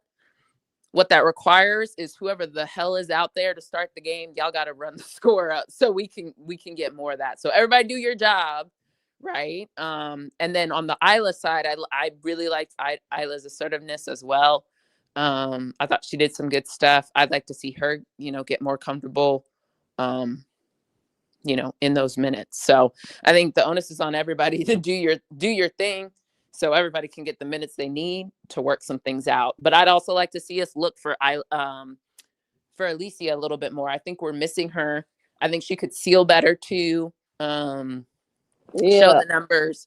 But I think hopefully they work on that, because I do think we are missing her. And I think getting her the ball in good spots will also open up the flow of the offense. And that was actually something I really liked during the Auburn game. I thought we did a really good job of moving the ball at times. I even though maybe shots weren't going in at some point, we were just missing shots, but we were moving the ball the way we were supposed to. So Yes, I think those are my things. the Alicia component is really just them. It's building trust. Like, Yeah, look, there's just like an element the of trust on both sides, right? Alicia's yes, got to trust herself, not get sped up, be a little bit more definitive with the ball, right? Like, go grab it, keep it high, like, be stronger with the ball. But also, we need to feed her when she's clearly sealed someone and has the advantage. yeah, So it's on both sides. yeah. That's because I'm trying to think. There's only what? Only one person played with Camilla, so only one person played with someone 6'7", and that was Raven. Or no, Tessa didn't play with Camilla. So yeah, so really just Raven, Tessa. It's only Raven and Tessa from our team. You're Yeah. correct. Yeah, Someone else that's decided only to leave. two. Yeah, it's That's only the only Raven two and that Tessa. probably play with somebody 6'7". So yeah, so they gotta get the connection. Cause like the just throw that bitch. Just throw it. Just throw it Yeah, to her. but She's it's gonna also get like it. a just throw it, and also she like because there was one where they Medina actually made a really good, and I've been on Medina. Medina I think came up high, was in the high post to the elbow.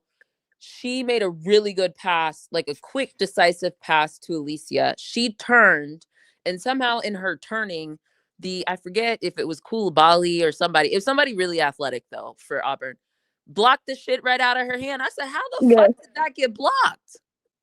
It's the being stronger with the ball. Yeah, her base isn't like, like she's still she also has to be stronger. She has to know Yeah. people are coming, ripping the ball, right? Like keep it high, but keep it high with some Yes, firmness, and I think part of that is also her struggling with the physicality in terms of not like, all right, yes, she's struggling with them pushing back, but it's her finding the balance of hey, being physical without fouling. Fouling. Yeah, And she so starts it's struggling on yes, both ends because I can see her being like, they're hitting the shit out of me, and it's like, boo, yeah, welcome to South Carolina. You gonna get abused down there. yeah, But then on the other end, she grabbing and they like boop boop, and she like, who me? I'm just like, whoops, yeah. It's some of yeah, it. Yes, that was yes, on you, you. girl. Yes, Yes, you. That She's was like, is it you. me? Yes, Yes, you. It is you. you. you. That whistle is for you. Yes, niece. Yes, niecey, that's for you. You'd be like, who me? In a French accent. Who me? Yes, Moi, it's moi, like. moi, moi, It's like you have moi. to be as a post, you gotta be sneaky with it. You have to Yeah, be girl. sneaky Your with it. long But ass fucking go-go gadget arms are pulling bitches from like the exactly. free throw line. They calling that.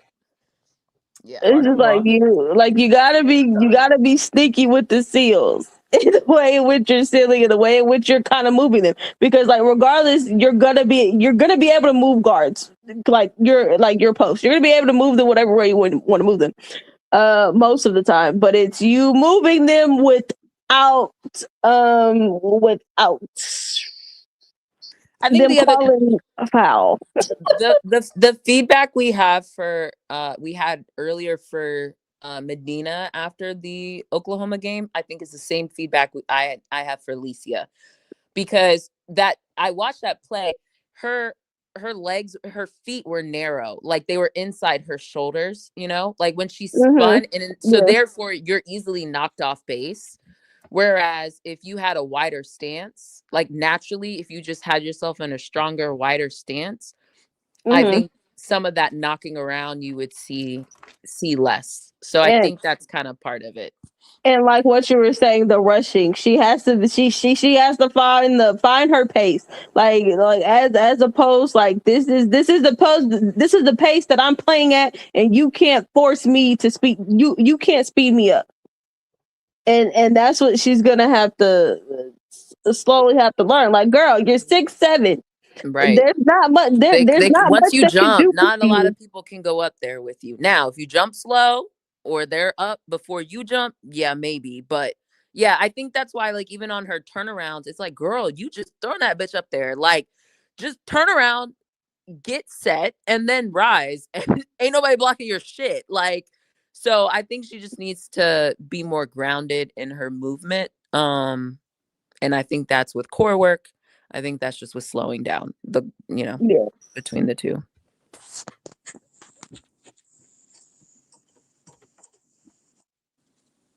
So it's a process, but she's doing some good things. she is. No, I don't want her not on the court. That's not what I'm saying. I don't think you guys are taking it that way, but just to be clear. But I think we need to be intentional with when she is on the court. Like, Yes. I would like to see Raven and Maddie, actually, quite frankly, either one of them figure out. And because I think Maddie, that lob we keep, and that was another one. Now, while we on the subject, things are coming back to me. We tried to lob like the last 2-3 games. Girl, if we don't be lobbing to you, coming back to you, let's go. Let's ride. I need you to yam that bitch. Like, don't be going up there catching and trying. No, grab that bitch and slam it through the rim, girl. There was one where I was just like, why did you try to? You made that more difficult than you needed to. Just grab that shit and put it in the rim with your go-go gadget arms. Damn. Yeah, it was a lob for the layup, and she missed it. Yes. I was like, what are we doing? Like, it finally worked. You didn't get called for an offensive foul. It actually was a good throw. And instead of finishing, you like double clutched and tried to come underneath the basket for a leg. No. So either get rid of the lob or figure something else out. Y'all need to figure it out because they keep trying to set you up and you keep not doing it. And some of it is when they do it, it's the place in which they get it to her, because I've noticed that the times which they tried it, Maddie probably had like one of the first good ones, because most of the time when they're lobbing it to her where she's too far in the rim. She's not gonna be able to just put that thing up there. Yeah. So it's like you said, it's them finding the connection, because it's like some of these lobs, like, yeah, y'all are getting the ball in there, but she can't do anything with it. She's under the basket. So it's like you gotta, and it might be that the screen for her needs to be set up higher. Yeah. Or the angle needs to be different, right? Because her incoming angle isn't. They need to talk about it, because it's like because we used to run that play for who? Lay. It's almost like they're still running that for someone who is, let her tell it, 6 foot, whatever. You know what I mean? It's like, Don't do that. Not the angle. It might be instead of them running it at that, because they're running it from the elbow, right? Instead of running I think they're running. Wait. When you say, well, in terms of where that screen is coming from, yes, it's coming from the elbow. It's the elbow point, yeah. And then, but then whoever's lobbing it is lobbing it from like the 3-point line. Yes. Yeah, like the opposite 3-point. Ooh. And it's just because like those plays are just so hard anyway. To get the timing perfectly, right. Because the other part is the minute that whoever is catching that lob, if they're bumped off their position, they're not going to be able to get to go catch that, let alone catch it in the spot where they can throw it back, where they can put it up. I think the other thing is, it's like, I'm trying to remember what's usually happening, like the traffic. Like, it's almost like the two other people. So right, there's the screener, there's Alicia, and let's just say Maddie for purposes of this game. So 3 people. The other 2, I can't remember what they're doing, if they're standing or if there's a back screen that happens. But you may need to have some other action there to clear out the lane. And honestly, it should just be a fucking bounce pass or a chest like a higher chest pass, just so she can catch it and go up. I don't know why it needs to be a lob a Lob City dunk. And Like, yes, because I think the other part is right now the teams have been snuffing it out. They know that well, it's you've coming. now They just shown it. don't You've know now when. shown it Yeah, like 3 or 4 times. Like, and we're not connecting on it on top of all of it. yeah. So like they're stuffing it out. That's something that is very much in the film session. Hey, it's coming, and you need to be prepared for it. It might be that, like you're saying, action needs to be ran. Within that, maybe it's you having I would like someone at the corner come up, probably and then Tessa. they're the person who lobs it. It will probably that would probably be Tessa, just because of the attention that Tessa herself is gonna draw for them. Is Right. okay. Tessa's coming up. She's coming up for this 3. I think she's coming up for this 3. And it's like, oh, whoop, no, it's not. Here's Alicia coming back door. Yeah.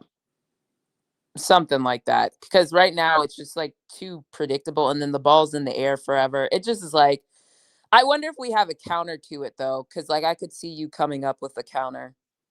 Absolutely. At this point, that's what they should do. Everyone, it's clearly in everyone's film session. They know that it's coming, so go ahead and make up the counter for it, so that you're prepared. So eventually, because you have the counter for it, then that kind of gives them putting the defense in a tricky position, because it's like, okay, which one is it? Is this going up for a shot, or is this going up for, or is this a play for Alicia? Which one is it? Don't know. But right now, it's very much a, oh yeah, this is to Alicia. All I got to do is, whoever the other man is, just bumper one time, you'll be all right. Hope for the best. Yep. Just bumper on the roll. That's probably what they're saying. Bumper on the roll. Yeah. Regardless, and that can't be the only play y'all get, Alicia. There has to be something else that doesn't involve a complicated lob, alley-oop, I would something. Y'all actually, figure it out. I would actually like for them to get her something, to get her a touch at the free throw line. For a shot, or for her Right to at make the a decision. Just for her to just to give her opportunity to see what she's going to do with it. She can either use it for a shot, or depending on what the lineup is, there might be a driving lane there. Got you. Okay. You want to see what she And do with then the other part is you can also use it to see her passing. Let's get her the ball at the free throw line. Let's see what is it looking like. Let her make some reads, because the kid can pass the basketball. She can pass the ball, and I think she'll make the right read. So there you go. Give her some options.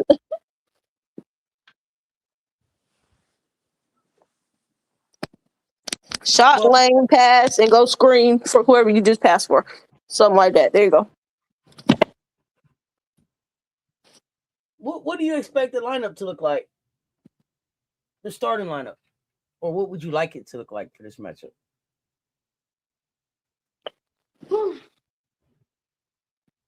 Still try to go small? Do you think we'll try to bring some size? What do you see? I wouldn't be surprised if Isla gets the start. If Isla gets the start and Medina back in the starting lineup for this game. So you can bump Tessa to the 2, Isla at the 3, Joyce at the 4, Medina at the 5. So you want to bring Medina back into the starting lineup? Okay.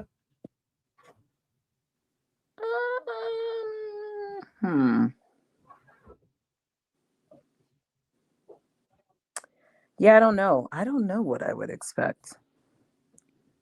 I think that would be. I think that would be the easiest. You can still stay small though, right?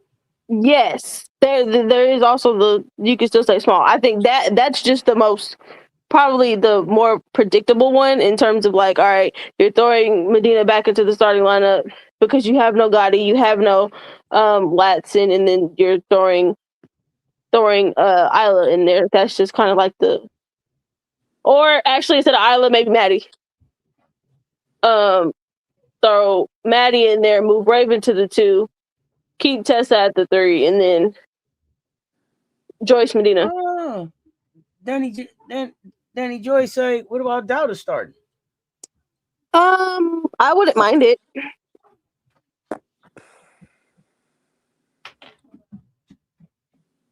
Let me look at the A&M roster. What they're looking like. You don't know. More size wise, what are they looking like?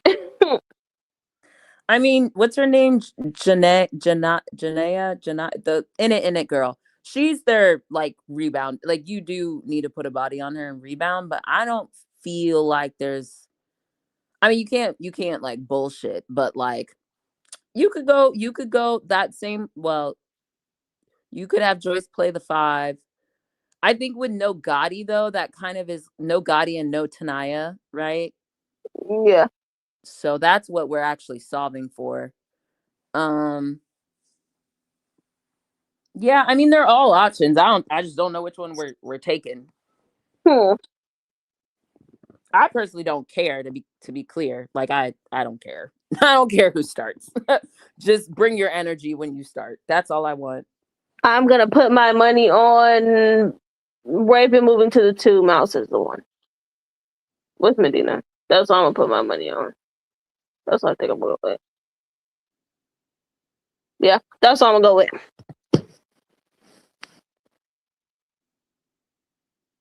Because I think yeah, you get Maddie more run at that you get Maddie run at that starting point. Can't hurt at all. And then that seems like a lineup that Don's used that lineup before. With Maddie at the 1, Raven at the 2. Cess at the 3, and then Joyce and her choice of big.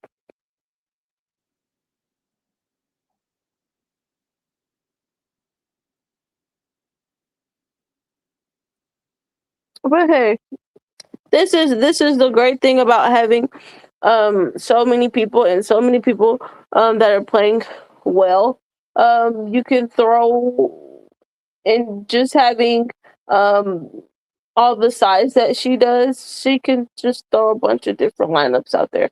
And it really wouldn't matter what she throws out there, to be quite honest. So she has a lot of options. Because she could definitely use it. No, I was gonna ask you all: are there specific things that you want to see us working on in this game, or are there specific things that you think Texas A&M gives us an opportunity to work more than other games as we start to build towards March? My things are the same things I've been saying since the beginning of time.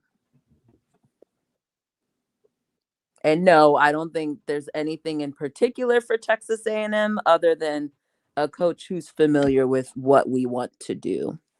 So execution, defense, rebounding, those things. Yeah, I expect them to continue to be scrappy, disruptive. I expect them to rebound well. I expect Joyce not to have 5 rebounds. What else do I expect? I expect them to have more assists. I think assists is something that at a point in the season it was like, all right, are we getting assists? Are we moving? How well is the ball moving? Yes, assist is not the only metric, is not the sole metric to show how well the ball is moving. But it's not. But it is a good one. To see how well are we generating points off of the path. So yeah, I want to see the ball moving. The ball has been hopping the last 2 games. Let's keep it hopping. And let's continue to be disruptive and rebound. Bum, bum, bum, bum, bum. I will say for a very specific player to move the ball and make the right basketball decision all game.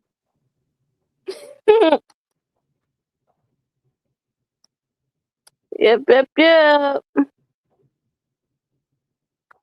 Cause I can't do I can't do the really great showing passing wise, and moving the ball, and then the showing of 4 turnovers. Just can't have it. We know you can do it. Now let's make it consistent. Commish, you over some stuff? What's going on here? What? What happened? MJ said Commish sounds like she's over a lot of this stuff. Oh, do you guys feel that way, or is that an MJ thing? That's MJ. That's MJ. MJ thing. Okay. Waffles, baby. Oh no, you are over a lot of stuff. You're over not getting your 8 rebounds. This is shit you're over. I'll be honest. Yeah. I'm not over it. I just didn't feel the need to expound. It's been very clear. I want my rebounds. I want you to move the ball, and I want you to stop going 3-on-1, 2-on-1. It's not, math is easy when you move the ball. She wants her rebounds, and she wants them now. I want them now. I want my right now. I want it now. Now, exactly. I want my rebounds. I want my defense, and I want the ball moving. That's it. Those are the only things I ask for in life.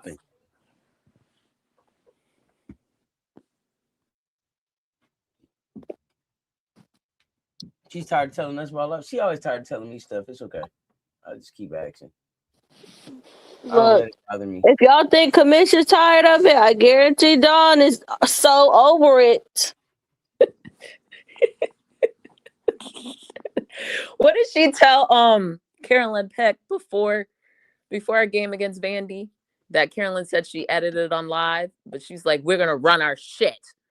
Yep, that's Dawn is over it. Run the fucking shit. She's over it because she's overseeing the glimpses and knowing that you could do it and you not doing it consistently. Because that means you're picking and choosing when you want to do it. You're picking and choosing when you want to make the right decision. And it can't be a picking and choosing. It's the I need you to do it. If you want to win a championship, I need you to do it all the time. Not in certain matchups. If you have aspirations to be the best player in the world, you have to do it. Period. Yep.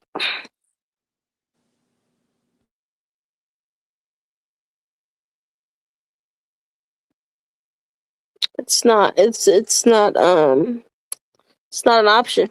Would I be saying it is not optional? Yeah. Because it's like, do you want to be the best or do you not? Like, well, the best does it every night. Does it look pretty every night? No. But the best does it every night.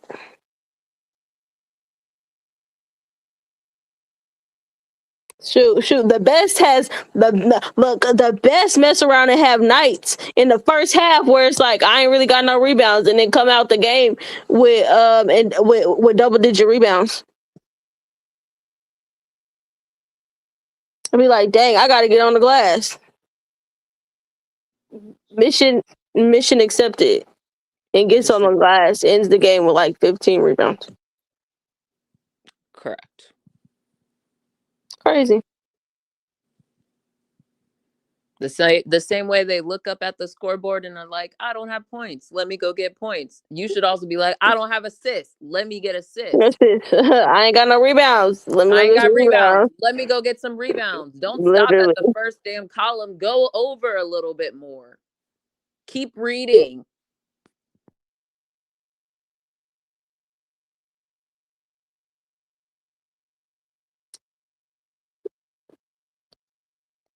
Yeah, it doesn't stop and end.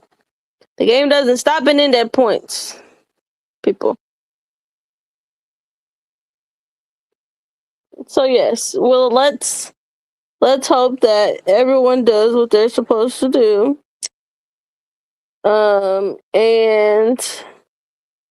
that the bench gets a lot of really good minutes. Let's continue to build on good habits, people.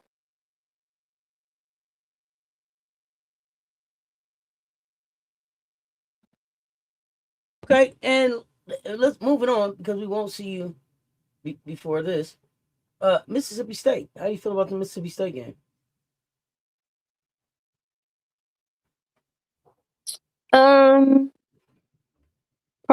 Similar to the rebound the ball, defend, execute. And we get Mississippi State at home too. We're at home for them. Rebound so the ball, defend, execute. Yeah, that's the thing here on out. Because I think I'm interested in this game because just because of some of the players that we're gonna get a chance to play against. We're gonna see Favor. But what's the other young lady's name? Francis. Madison. Is that it? Francis. Yeah. Yep. Looking forward to seeing her. Who do you think matches up with Francis? I don't know, because they're probably going to play Favor at the 5. So then you now probably need to bring in a big or our smart lineup, but that requires someone to rebound. So we'll see. I assume we'll go big for that. Okay. And hoping everybody's healthy and back for that game. Yeah, execute, damn it.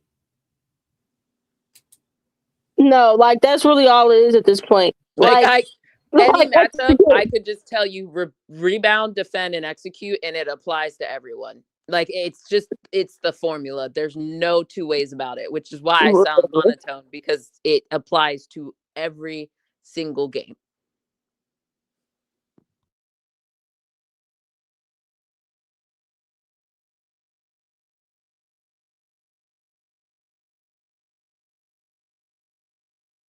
MJ, I'm over you, but you know what? Keep hashtagging it. You're right. That's exactly what I want to see. Rebound, defend, execute. Literally, because like no matter the matchup, you have to do those things. Because if you don't, you lose. And who the heck wants to lose? Like, it must be done. Like, you can get into the specifics in terms of what does like the specific matchups. What does that look like? What does it look like when you need to defend this player? Yeah, you can go through the other parts of the scouting report, but I bet on the top thing of that scouting report says you will rebound, you will defend, you will execute. You will execute. AKA pass the damn ball. Literally, you will do all those things. And then you add in, then you sprinkle in the specifics on the matchup.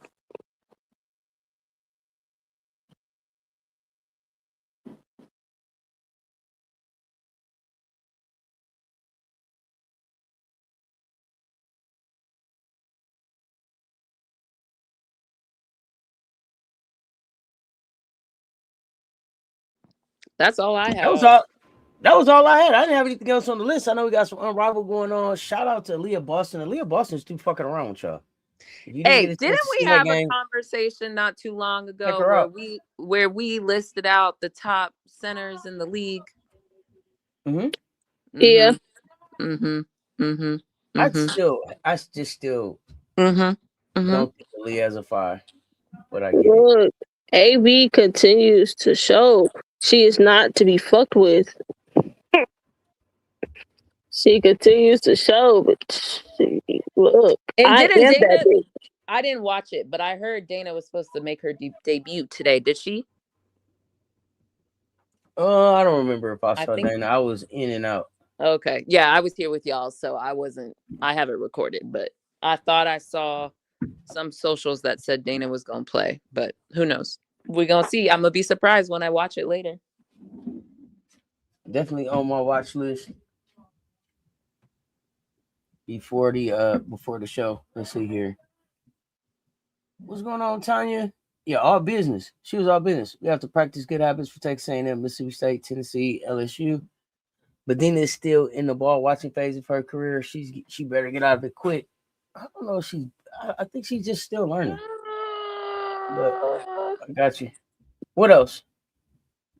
Yeah, what else y'all got that we need to talk about that we didn't? There's a million games, but yeah.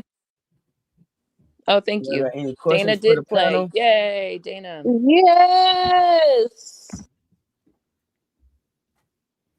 I'm telling you, the Phantom gonna get real. I've been waiting for Dana because I said with AB playing the way she is, and if KP decide, you know what? No, I'm not doing that. Let me go on mute. Let me not.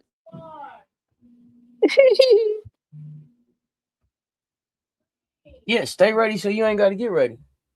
You better believe it.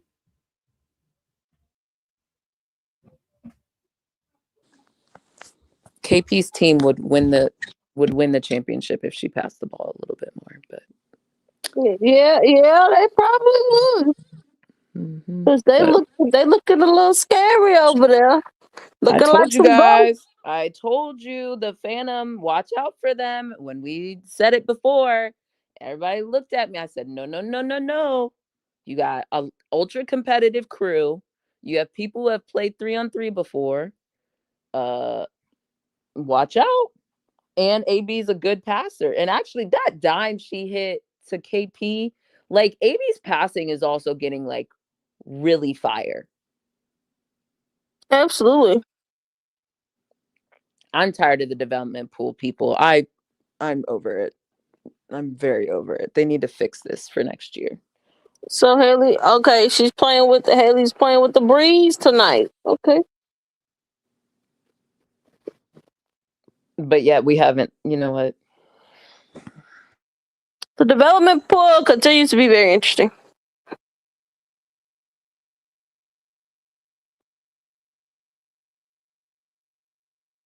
And I have a question. Is LA gonna get some run?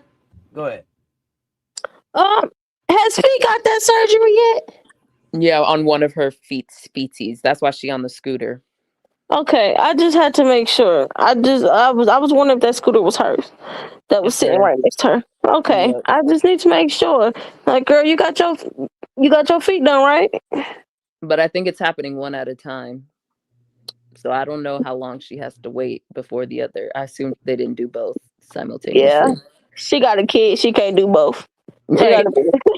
She gotta at least be able to wheel herself over to her baby, running all over the place. Right. Breaking. What's happening? What? The Warriors. Whoa, wait. Can you read that, Auntie? Because the comments are the way it's showing up. I can't. Yeah. The Warriors, Bucks, and Nets are finalizing the 3-team trade that sends Giannis Antetokounmpo and Kyle Kuzma to the Warriors. Jonathan Kuminga, Brandon Podziemski. People are still underrating AB.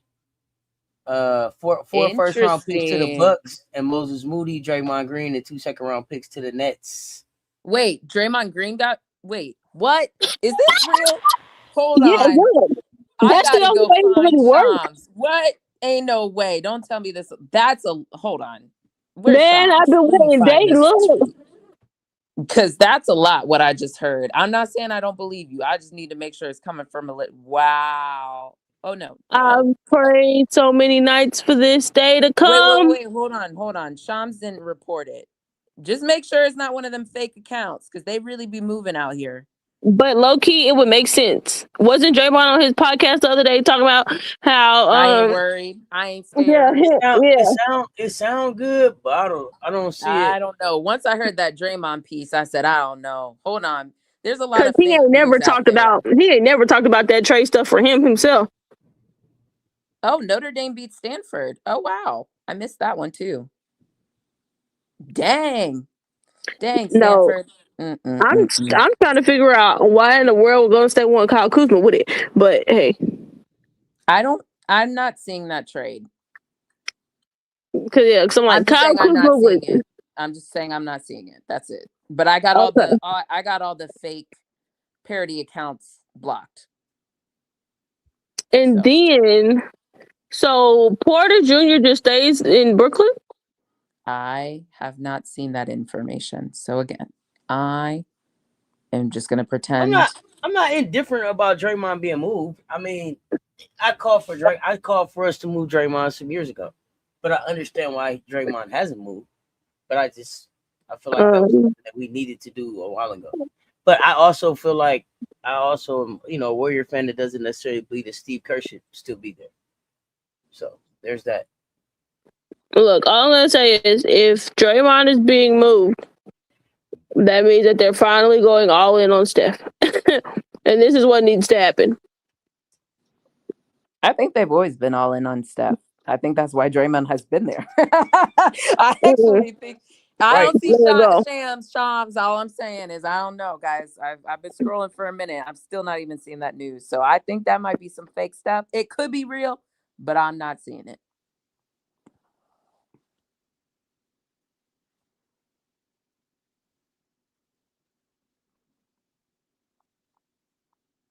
But Kuzma has been playing good for the Bucks.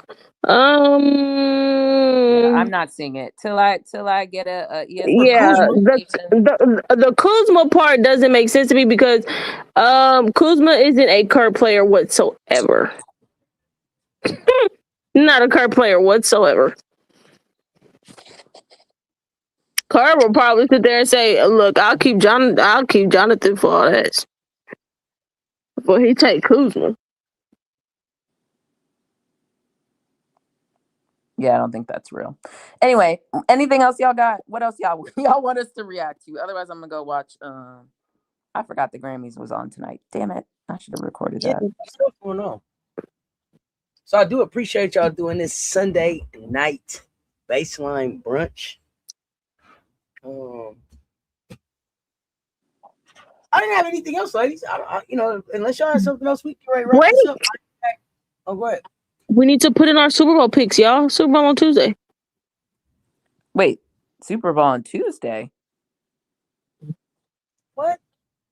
Brittany, what? Sunday?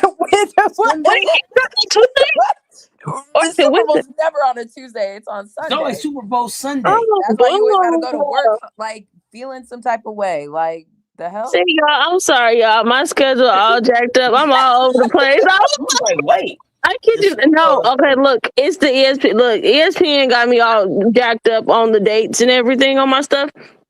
There's a lot going on. And I have a lot going on. And Super Bowl's next week. Okay, next. Oh, that's great. So I won't have to worry about being on a plane or anything. Okay, so we'll be back before we make our picks. Yeah, we'll make our picks from today. Why are we all acting like we probably don't all have the same pick? Well, I don't want to say it out loud because I don't want to jinx them. Hey, Super Bowl Tuesday, hey. I said, what? Tuesday? What's going on Tuesday? Something got to be going on Tuesday then. I have no idea. I don't. Brittany, you got to go consult your schedule. Check your schedule. Yeah, I don't know. You put something on there wrong. Maybe work is doing like a fake Super Bowl party on a Tuesday. Yeah, Super Bowl party or something. I don't know. Something going on. I don't know. Something wrong on your schedule. No. Or it's a party and we ain't invited. That's all. I mean, it's all, and that's cool too. Girl, I'm like, well, who invited me to a party? First off, you are silly. It's a party and we not all invited. Y'all, we got 164 in the chat. Hit the like and the share. They both right there. Run them up.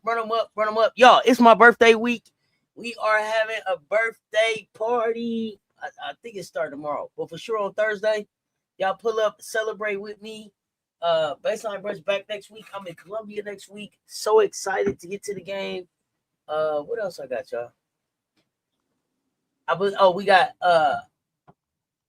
on the court with JSS tonight, and I think the CC show. I think. So I don't know. Y'all stay tuned. Ladies, y'all got anything before we get out of here? No. No, I think we covered as much as we possibly could with everything today. Happy Black History Month.